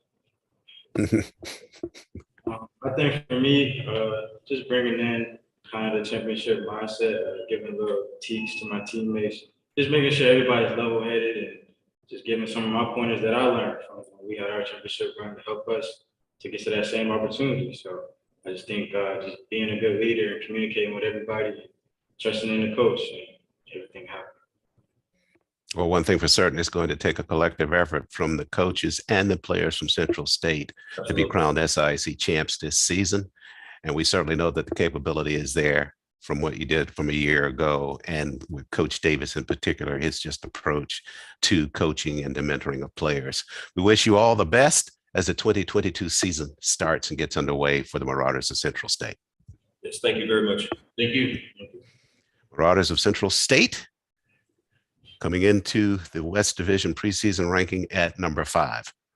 This is the Cricket Wireless SIAC Men's Championship or Media Day here on SIAC YouTube. We'll take a break and back with more conversation, this time with the Thoroughbreds of Kentucky State.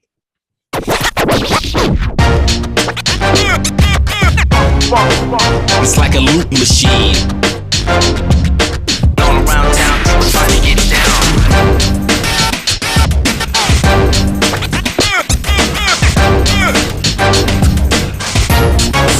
It's like a loot machine.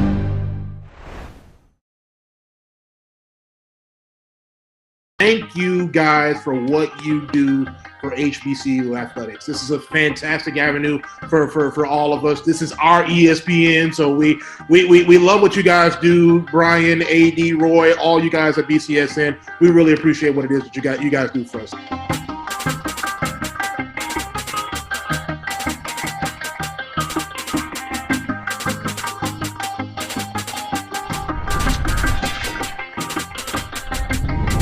Since 2002, Empowerment Resources, Inc., a nonprofit organization, has empowered more than 1,500 youth and adults in Duval and surrounding counties through its programs Journey into Womanhood, Girls Mentoring, Life Skills for Teens, and Parenting Education Coaching. To get involved with programs, volunteer, or donate, visit www.empowermentresourcesinc.org. Follow us on social media, facebook.com/empowerment.resources and instagram.com/empowermentjax. It's never too early to plant the seed, to share the tradition, and instill a sense of pride in your HBCU with your little ones. HBCU Pride and Joy Children's Boutique helps you share your school spirit with a wide selection of adorable kids apparel and accessories officially licensed from your favorite HBCU. Visit hbcupridejoy.com and follow us on all social media at HBCU Pride Joy on Facebook and Twitter.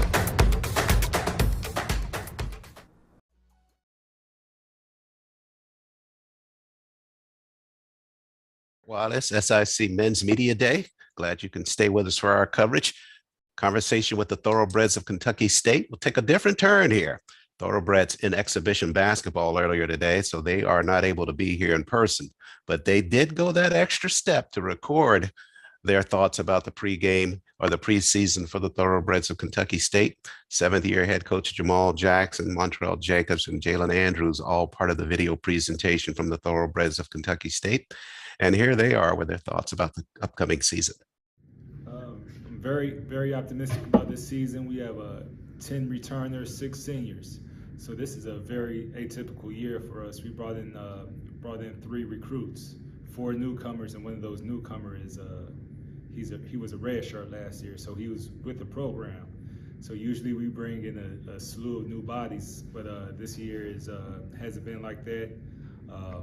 I love my team, love being around them, love teaching them, love coaching them, and I think they feel the same way about each other. So I'm extremely optimistic about this season. 10 returners. I'll start with the seniors. Number 1, Montrell Jacobs. I think he was maybe second or third in the conference in scoring last year, 18 points per game. Expect him to return and build on that clip from last year. Number 2, Shamon Mosley, a guard who's 6'6" guard who is really growing over his time with us. Will create a lot of mismatch problems for our opponents. Real big energy guy. He just comes in the game. He's 100 miles per hour his entire time on the floor. Number 4, Elijah Lockhart, probably one of the most electric, athletic players in Division II basketball in the nation. He's at the forward spot for us. Number 5 is Jalen Andrews, one of our D1 transfers. Last year he played in the post. This year he'll play the stretch 4 for us. We expect some big things from him. He's somebody who can step out on the floor, plus play with his back to the basket. Number 11 is Kong. Once again, a big, long, tall guard who will create a lot of mismatch problems for our opponents. And number 14, Jawan Morrell, a 6'4" point guard, big body, big-time guy who can kind of bully his way to the basket and also find guys out on the floor. So those seniors we expect a lot from. One thing we've already improved on is our chemistry. Our guys enjoy being around each other. They understand how to play together.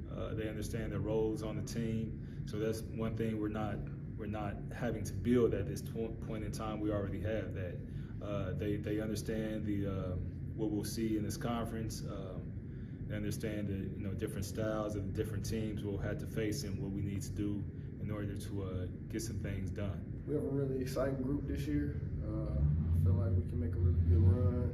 We've been playing really good as a team so far, so nothing but the best to come. I'm just looking forward to seeing our guys gel even more. Like Coach Jack said, we came in, we promoted with each other, and it's only going to get better. Look forward to the competition, us as a group getting better, being able to be tested. So just can't wait to start. We focus a lot on defense, coming back and really hounding down on getting to it and the effort and the energy that we need to win games, and also watch a lot of film and try to figure out what we got to do next to get over that hump. I feel like we've made a major emphasis on communication and, as Montreal just stated, defense, because with the team that we have, we use our length and our athleticism to get in the passing lanes, create some turnovers, and show time on the other end. Head coach Jamal Jackson, Montrell Jacobs, and Jalen Andrews sharing their thoughts with us as the Thoroughbreds get set for the 2022 season, already in exhibition play. to start the campaign. We wish them the best of luck. They come in ranked 4th in the East Division in the preseason rankings, and we'll see how they fare during the course of the season. Our coverage of the SIAC Media Day, sponsored by Cricket Wireless, continues after this timeout. This is the Dean of the College of HBCU Sports, Kenyatta Cavill of Dr. Cavill's Inside the HBCU Sports Lab with Mike Washington and Charles Bishop. Come mix it up in the lab where the course lecture is in session every Tuesday from 6 o'clock p.m. Central Standard Time on Facebook Live, YouTube Spreaker, or the BCSN app, as we discuss all things about the HBCU sports culture, including exploring the week that was in the sporting HBCU diaspora, as well as the upcoming week of HBCU sports. With me, the Dean, the College of HBCU Sports, on Dr. Cavill's Inside the HBCU Sports Lab with Mike Washington and Charles Bishop. Course lecture dismissed. When you're looking for the latest information on Southern University sports, the Southwestern Athletic Conference, and HBCU athletics, there's only one place to go. Tune in to The Carlos Brown Show, exclusively on the Black College Sports Network. This is Brian Fulford. AD Drew and I are co-hosts of the BCSN Sports Wrap. We talk about all things related to HBCU athletics. From the games, teams, coaches, and fan interest stories, we cover it all. You can find our shows on Facebook at BCSN Sports Wrap, YouTube at MyJBN Online, and everywhere you listen to podcasts like Anchor, Spotify, Google, and Apple Podcasts. You can also find the show on the Jericho Broadcast Network's app. Make sure to download. We look forward to you joining the conversation and being a part of the show.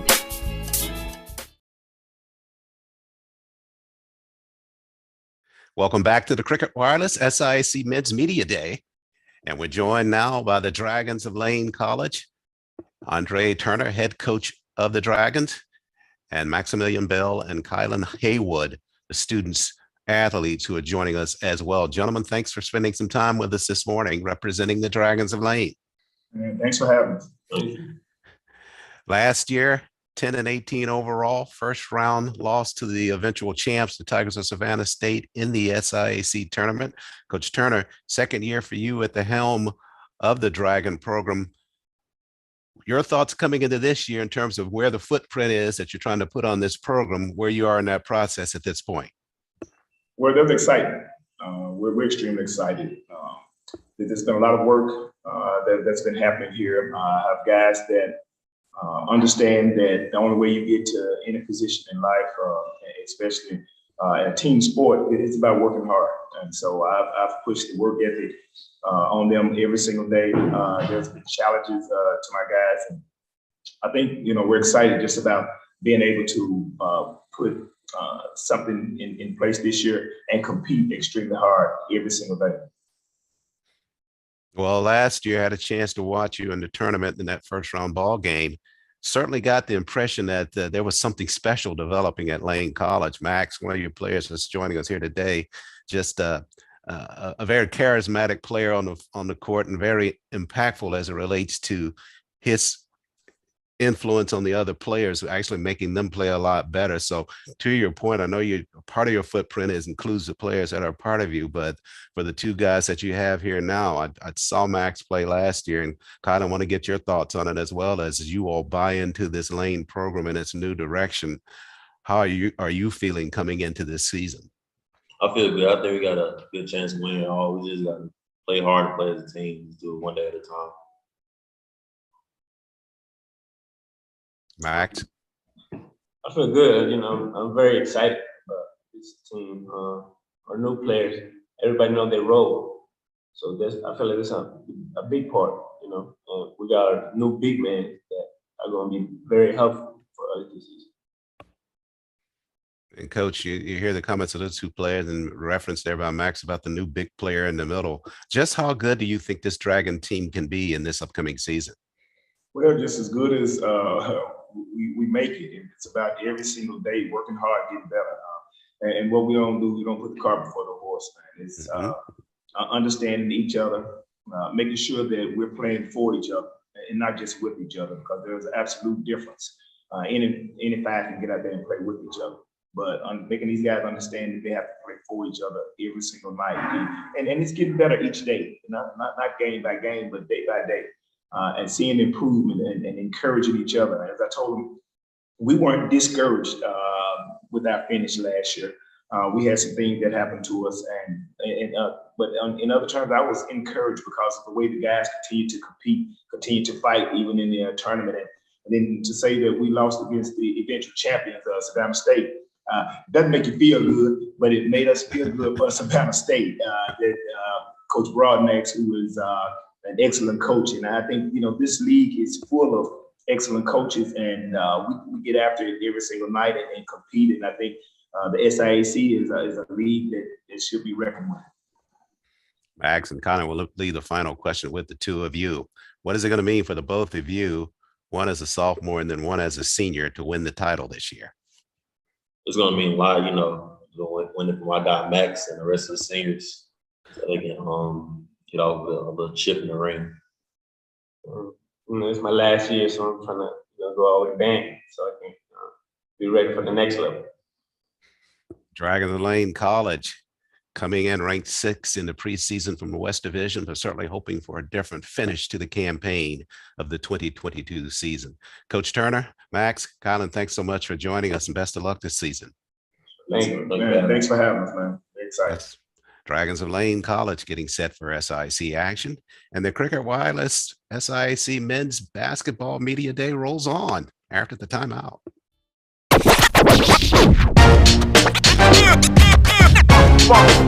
It's like a loop machine. All around town, people trying to get down.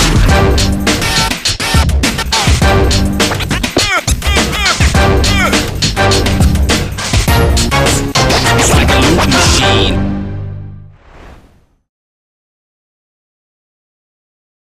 Thank you guys for what you do for HBCU athletics. This is a fantastic avenue for all of us. This is our ESPN, so we love what you guys do. Brian, AD, Roy, all you guys at BCSN. We really appreciate what it is that you guys do for us.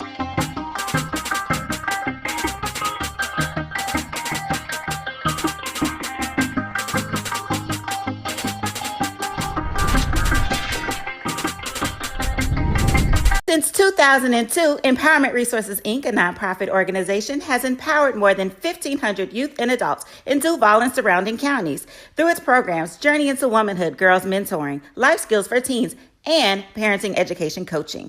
To get involved with programs, volunteer, or donate, visit www.empowermentresourcesinc.org. Follow us on social media, facebook.com/empowerment.resources and instagram.com/empowermentjax. It's never too early to plant the seed, to share the tradition, and instill a sense of pride in your HBCU with your little ones. HBCU Pride and Joy Children's Boutique helps you share your school spirit with a wide selection of adorable kids apparel and accessories officially licensed from your favorite HBCU. Visit hbcupridejoy.com and follow us on all social media at HBCU Pride Joy on Facebook and Twitter.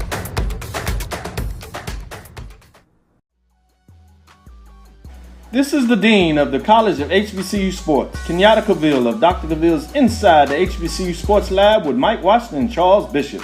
Come mix it up in the lab where the course lecture is in session every Tuesday from 6 o'clock p.m. Central Standard Time on Facebook Live, YouTube Spreaker, or the BCSN app, as we discuss all things about the HBCU sports culture, including exploring the week that was in the sporting HBCU diaspora, as well as the upcoming week of HBCU sports. With me, the Dean, the College of HBCU Sports, on Dr. Cavill's Inside the HBCU Sports Lab with Mike Washington and Charles Bishop. Course lecture dismissed. When you're looking for the latest information on Southern University sports, the Southwestern Athletic Conference, and HBCU athletics, there's only one place to go. Tune in to the Carlos Brown Show, exclusively on the Black College Sports Network. This is Brian Fulford. AD Drew and I are co-hosts of the BCSN Sports Wrap. We talk about all things related to HBCU athletics. From the games, teams, coaches, and fan interest stories, we cover it all. You can find our shows on Facebook at BCSN Sports Wrap, YouTube at MyJBN Online, and everywhere you listen to podcasts like Anchor, Spotify, Google, and Apple Podcasts. You can also find the show on the Jericho Broadcast Network's app. Make sure to download. We look forward to you joining the conversation and being a part of the show.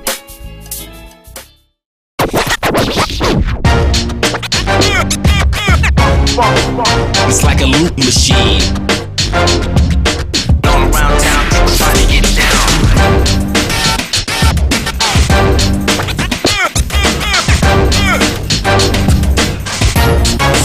It's like a loop machine.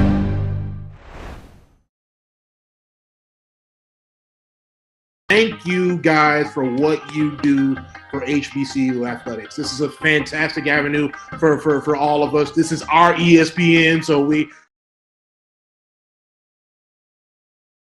Back live with the Cricket Wireless SIAC Men's Media Day, talking now to the Magicians of Lemoyne-Owens College under some unusual circumstances. They're traveling today, getting set to go into New Orleans to meet Xavier as a part of their homecoming festivities. Head coach Bonzi Wells in the middle of the screen with the hoodie on.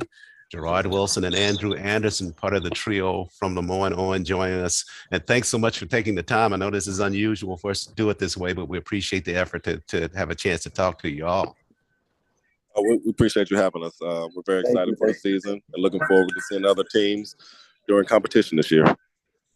Magicians ranked third in the West coming into this season and finished third in the West last season. Got it to the quarterfinals and lost to Benedict College there in that quarterfinal ball game. But coach, a team that pressed on 15 wins last season, coming into this campaign, got to be full of energy and encouragement as you start to look at the 2022 campaign set to unfold.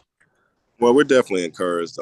This year was our first year of having a full calendar year of just kind of recruiting and just knowing everything. Last year, I was kind of thrown into the fire a little bit and just learning on the fly. But this year, I got a chance to really just relax, get the guys that I wanted in, and just have a full summer plus preseason of getting the guys, to play in the way I want them to play, and hopefully we'll be ready when the season starts.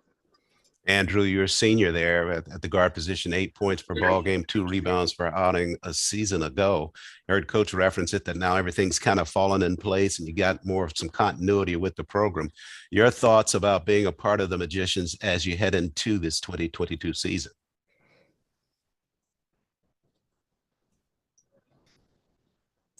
I thought we had Andrew there.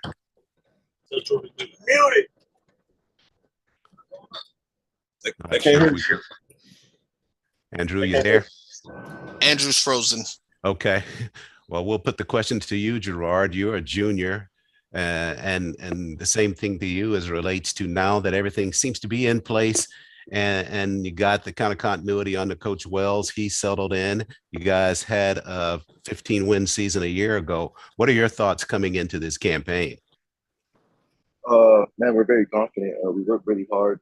Coach Wells, he really believes in us. He's putting us in situations to be successful. And, we're coming in as an underdog always. That's always our mentality. So, we're just ready to rock and roll. We're ready to shock the world pretty much. Well, you're talking about shocking the world. You had 12 points per ball game, 2.6 rebounds per outing a year ago. What else are you looking to do to contribute to the Magicians as they vie for this SIAC championship? I'm looking to be a better leader. Last year I was kind of technically one of the younger guys, but now even though I'm only a junior, I'm one of the veterans now. So I'm looking to be a better leader, have a lot of energy, and just do whatever I can for the team and for the coaches to be successful for the whole team. So that's it. And Coach, we referenced before, we know you're on your bus headed to New Orleans at this very moment, getting set to get into some basketball action.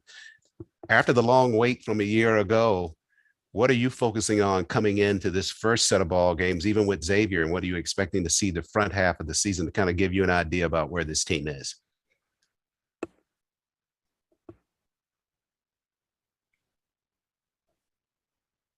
Thank you, Sorry. That's okay. Sorry. I'm just looking forward to seeing how our guys respond to different type of playing styles. We played actually Xavier for our homecoming. They're a very aggressive team. They're long. They play very fast. And it was a little shocker to our guys in the first half, and they had to learn how to kind of get adjusted to that, especially our new guys. And in the half, they kind of got it together and they played well. So it was exciting for me as a coach to see how our kids responded. And that's just going to be our mantra all year long. When you get hit in the face, how you going to respond? And, we got some very tough teams in the SIAC this year, and I know they're going to be swinging hard. So this is always going to be how we take the hit and how we respond to it. And Gerard, you're a junior getting set for the season. What would you like to see this Magician team do as a group overall? And well, first and foremost, I would like us to make memories, form a bond for us to be, like lifelong friendships. We're like family. But ultimately, win the championship. We came up short last year from what we wanted. But I think we have a really good opportunity this year to really go achieve our goals. Like I said earlier, we have a really hardworking team, and I think we have what it takes. And like I said, we're coming as the underdogs, and we're hungry. So I think we could win it all this year. Coach, first, the only SIAC title for the Magicians came in 2009. What would it be like if you were the one that lead them to one here in 2022? It'll be awesome, and that's what we work hard for. I mean, that's what every team is going into the season saying. We want to win a championship. That's why guys are pushing their bodies to the limit. That's why, their mentals are being expanded a little bit in terms of learning. And when the time comes, hopefully we can put it all together and make that championship run and be successful. Magicians of Lamar College getting set for the 2022 season. Head coach Bonzi Wells and Gerard Wilson, the junior guard for the Magicians. Andrew Anderson, we believe, was on the call a little bit while ago, had to drop off. Thank you guys for spending the time. Safe travels and good luck this campaign. Thank you very much. Blessings to you all. Thank you so much. Thank you. Magicians of Lamar College, third in the West Division as they get set for conference play. We get set to roll on with more of the Cricket Wireless SIAC Men's Media Day after the timeout. Thank you guys for what you do for HBCU athletics. This is a fantastic avenue for all of us. This is our ESPN, so we love what you guys do. Brian, AD, Roy, all you guys at BCSN. We really appreciate what it is that you guys do for us.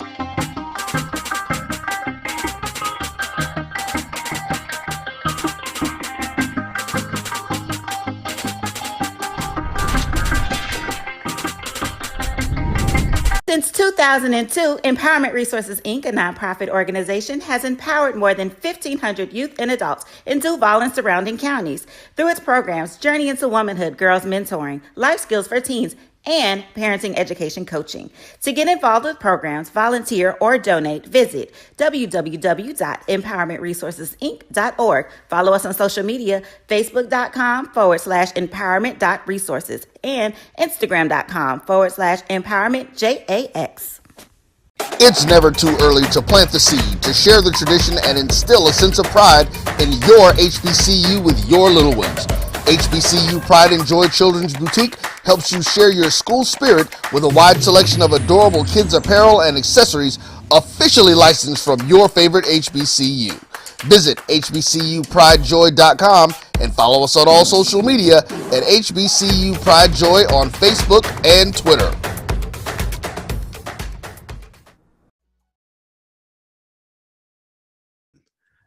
The Cricket Wireless SIAC Media Day rolls on as we bring on screen the Golden Bears of Miles College. Head coach Fred Watson in his second year with the Golden Bears. Yasim Hooker and Miguel Carter, student athletes for the Golden Bears, joining us. Thanks so much for your patience, guys.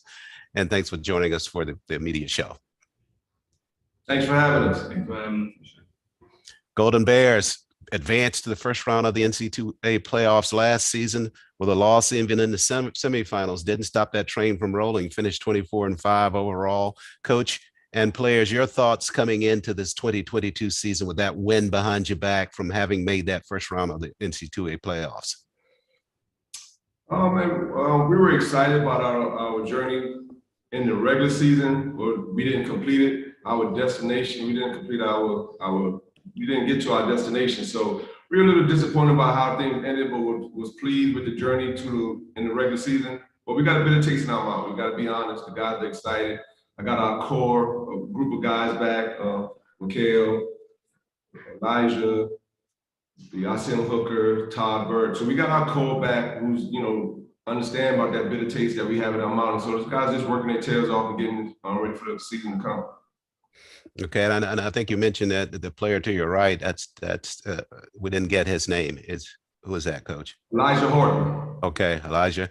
And then Mikhail, I want to get your thoughts as players weighing into this campaign. You heard Coach talk about there's some disappointment in the air in terms of the regular season finish, but still advancing to the regionals nonetheless. Your thoughts coming into this year?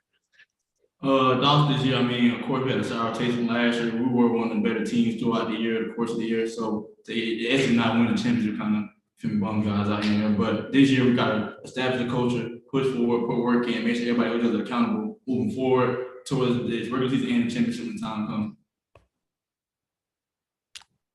Elijah? Yeah, basically what Kel said. We gotta basically lock in pretty much, make sure that we're doing what we're supposed to be doing, holding people accountable, and basically having the end result that we wanted from the past year. So yeah, that's pretty much it. And coach, and to the players as well. You notched up your first title at Miles in your first campaign there. And we talk about the season that's upcoming. What's it going to mean for Miles if you're able to get that second win for the Golden Bears in terms of the title? It'll be title number 3 overall. But what's it going to mean so early in your experience over there to win that title? I mean, that's the standard. It's always been my standard throughout my career. Indeed. Every year, that's how we prepare. You know, always, even the best laid plans go awry. But that's always the standard. Guys who come to play for Miles know that we're playing for a championship, not just to win games. And to play for a championship, there's a different level of investment that they have to put in. I don't like to use the term sacrifice, but I don't want guys to give up anything to get something because it's not sustainable. So we just talk about investing in the process where they can put stuff in so they can get something out on the back end of it. And so that's just the standard. I mean, yeah, we went back to back. We had some good years after that. You know, we prepared the same, but they were disappointing. Like last year, it was disappointing that we didn't finish the goal. But we primed. I think we got better. Turning out better over the summer. We did a great job recruiting in some of our weak areas. So we're excited. I'm excited. Practice has been intense, competitive, talent's there, the depth is there. So, man, we just want to get back at it, man. But championship is the standard. You know, we won't settle for anything less. Good is only good if great is not attainable. And so this team got the ability to attain greatness, and they got to go after it. I like that finishing theme, Coach. Golden Bears of Miles College in search of the 2022 SIAC title. Coach Watson, Mikhail, Elijah, thanks so much for joining us. I know we're a little short on time today, but thanks for spending the time with us and good luck this season. Thank you. Appreciate it. This is the Dean of the College of HBCU Sports, Kenyatta Cavill of Dr. Cavill's Inside the HBCU Sports Lab with Mike Washington and Charles Bishop. Come mix it up in the lab where the course lecture is in session every Tuesday from 6 o'clock p.m. Central Standard Time on Facebook Live, YouTube Spreaker, or the BCSN app, as we discuss all things about the HBCU sports culture, including exploring the week that was in the sporting HBCU diaspora, as well as the upcoming week of HBCU sports. With me, the Dean, the College of HBCU Sports, on Dr. Cavill's Inside the HBCU Sports Lab with Mike Washington and Charles Bishop. Course lecture dismissed. When you're looking for the latest information on Southern University sports, the Southwestern Athletic Conference, and HBCU athletics, there's only one place to go. Tune in to the Carlos Brown Show, exclusively on the Black College Sports Network. This is Brian Fulford. AD Drew and I are co-hosts of the BCSN Sports Wrap. We talk about all things related to HBCU athletics. From the games, teams, coaches, and fan interest stories, we cover it all. You can find our shows on Facebook at BCSN Sports Wrap, YouTube at MyJBN Online, and everywhere you listen to podcasts like Anchor, Spotify, Google, and Apple Podcasts. You can also find the show on the Jericho Broadcast Network's app. Make sure to download. We look forward to you joining the conversation and being a part of the show.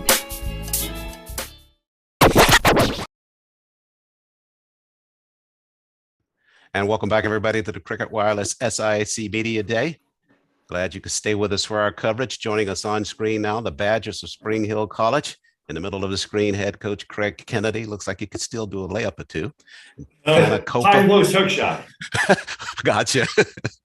And Burrell Kabamba joining us as well. Thanks to all of you for your patience and for joining us in the media show as we talk about the Badgers of Spring Hill coming in ranked 7th in preseason in the West Division. Finished 4th last season in the West Division, 9-19 overall, got to the quarterfinals and lost to Morehouse College. But coach, as we assess your season a year ago and we look into the start of this season, your thoughts about where the Badgers are at this point as you get ready for the campaign. Sure, and thanks for having us. Charles. Really appreciate it. You know, we had 9 freshmen last year, no seniors, no point guards. And we felt as the year went on, a great resilience by our guys to persevere after a rocky start. We felt we just got better and better as the season went on. And so this year we've got a little bit of maturity. Some of the guys are shaving now, which is a real plus. And so we're excited about a chance to compete in the SIAC. I had a chance to cover you all during the tournament last year. Tana and Morel on the floor, both magical players, just inspirational players as well, not only just from a physical standpoint, but inspiring the rest of the team. To the two of you as players coming into what is a more aged Badger team now, what role do you think you can play in helping Coach Kennedy as you all try to just really put your footprint on the Badger program going forward?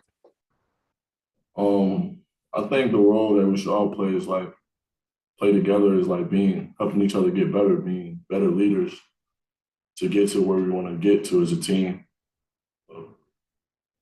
Yeah, just knowing your role in the team, just working together, helping each other out where everyone needs help, I guess, and just working out together. And Coach, you referenced it a minute ago that you had a very young team a year ago. What's going to be the difference for you coming this year now that you got a more seasoned bunch as it relates to competition within the SIAC? I know you're just as familiar as everybody else that this is a very stiff league as it relates to conference play.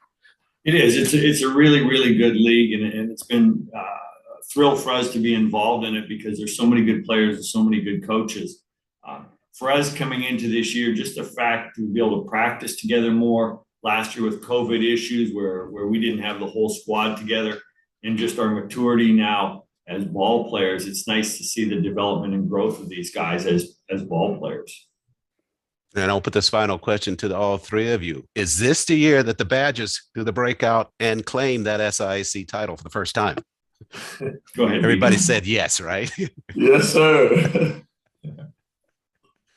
Everybody's chasing a mythical conference title. And the hardest thing in sport is to win the last game of the year. We felt we made great strides last year, winning our first round conference game as we're a new team in the conference in many ways, moving from NAIA to NCAA D2. And, so our goals are to get better every game, both individually and corporately as a team. Badgers headed into this season ranked 7th in the West. Finished 4th last season in the SIAC. Head coach Craig Kennedy, Tana Copa, and Barel Kabamba, thanks so much for joining us and best of luck during the campaign this year. Thanks so much. Okay. The Cricket Wireless SIAC Media Day continues after this break. It's like a loot machine. All around town, people trying to get down.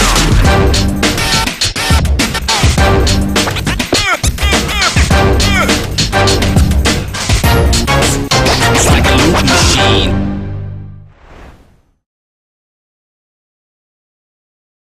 Thank you guys for what you do for HBCU athletics. This is a fantastic avenue for all of us. This is our ESPN, so we love what you guys do. Brian, AD, Roy, all you guys at BCSN. We really appreciate what it is that you guys do for us.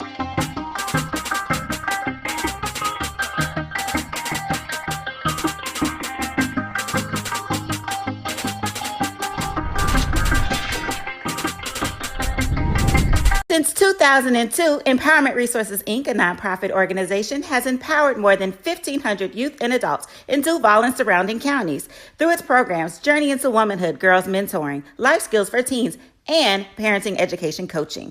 To get involved with programs, volunteer, or donate, visit www.empowermentresourcesinc.org. Follow us on social media, facebook.com/empowerment.resources and instagram.com/empowermentjax. It's never too early to plant the seed, to share the tradition, and instill a sense of pride in your HBCU with your little ones. HBCU Pride and Joy Children's Boutique helps you share your school spirit with a wide selection of adorable kids apparel and accessories officially licensed from your favorite HBCU. Visit hbcupridejoy.com and follow us on all social media at HBCU Pride Joy on Facebook and Twitter.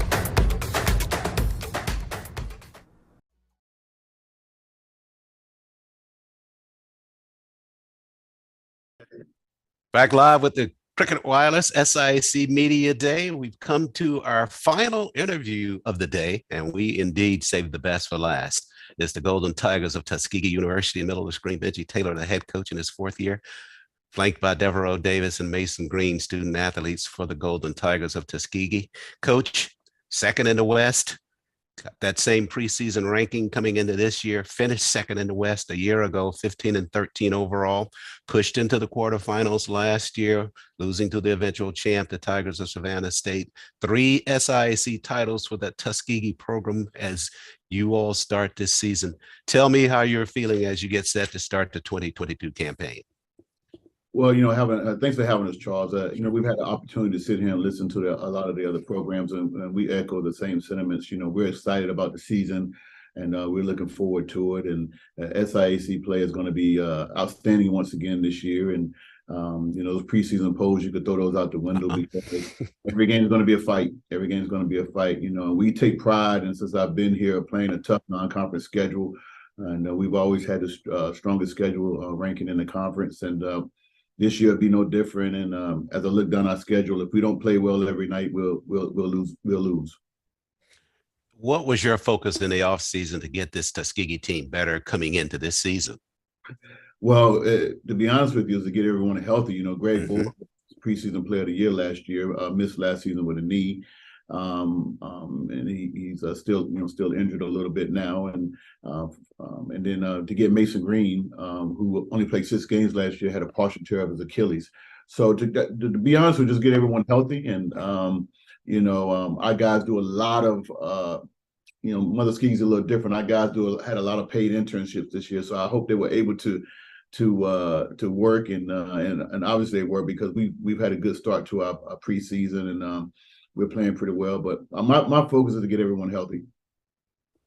Well, you have 2 players with you today, Devereaux Davis and Mason Green, who certainly will factor into the success of Tuskegee this year. So wondering from you guys, as you get set for this campaign, both of you with senior experience, one a senior, one a grad student, what does it mean for you all coming into this year that Tuskegee is really on the cusp of claiming that SIAC title with just a little bit of improvement from a year ago? Well, it means a lot. We have a lot of senior guys coming back, so we're all bought in. We've been working really hard. Coach has been pushing us. He's been on us, coaching us tough.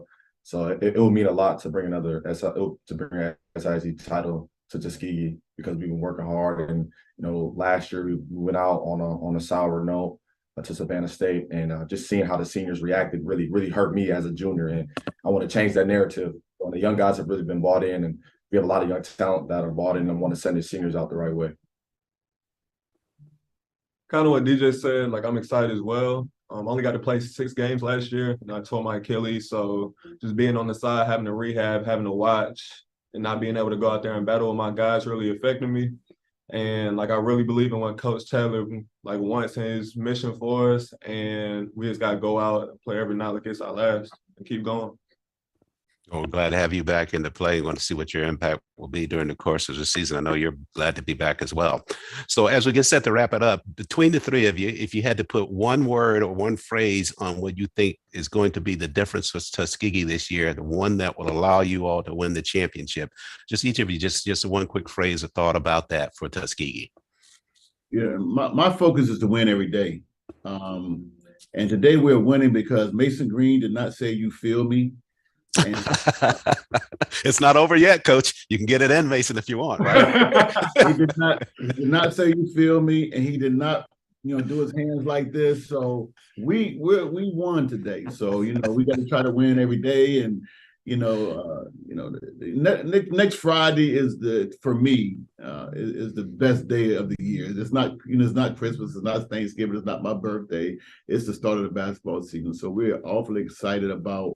We're going to have to get better every game, and we're going to have to improve by the time we get to SIAC play, because it's going to be this is my 4th season. Of course, some other guys have been here longer. I think this is going to be most balanced year ever in the league since I've been here. So we're going to have to get better. And then we've had some good regular seasons. We've kind of overachieved a little bit in regular season, especially my first year here. We were picked 6th and finished second with a bye, but we haven't done anything in the conference tournament. So, man, I'm looking forward to the conference tournament and to get over the hump. Devereaux, Mason, you guys have the last word. I'll just say, like kind of what I said earlier, I think one phrase that can set the tone is just buy-in, because we have, I personally think, and I say this humbly, I think we have the best team in the conference. We have a lot of talent, and we have a lot of guys, we have a lot of experience, and we have a lot of guys that are really willing to win. So I think if we all just continue to buy in and do what Coach always tells us, just do what he asks us to do, and really believe in him, which we do, we'll be fine. So I think that will set the tone for it. The one word I would use is consistency. Just day in, day out. Starts preseason, starts in practice, consistent there, and then it'll translate over to the game. I believe we have the best coach in the conference, and as long as we believe in what he's showing us and go out there and execute, then the rest will handle itself. Mason, I feel you. Tigers of Tuskegee University getting set for the preseason in the SIAC for the 2022 campaign. It's been a tough week for Charles. It's homecoming week, so it's tough to get them where they're supposed to be on time this week. So I've been over there. We can get through this week. We'll be fine. I understand that completely. Nothing like a homecoming at Tuskegee. Benji Taylor, head coach of the Golden Tigers of Tuskegee, Devereaux Davis, and Mason Green. Thanks so much for joining us, and best of luck this campaign for Tuskegee. And we are SIAC. Yes, all right. Aren't we all? Thanks so much, guys. All right, now. Thank you. And that will do it for our coverage of the Men's Media Day, sponsored by Cricket Wireless. You heard from all the coaches from all the teams inside of the program and got their thoughts about where they wanted to be or where they think they are as the season gets set to get started. Again, on behalf of everybody in the SIAC office, Commissioner Holloman, and particularly Tyler Williams, guiding us through this entire process. For that work, for production work, just outstanding job in terms of coverage of the Wireless SIAC Media Day. Again, thanks so much for joining us, and make sure you catch an SIAC basketball game during the course of the season, and we will see you at the SIAC tournament coming up at the end of the year.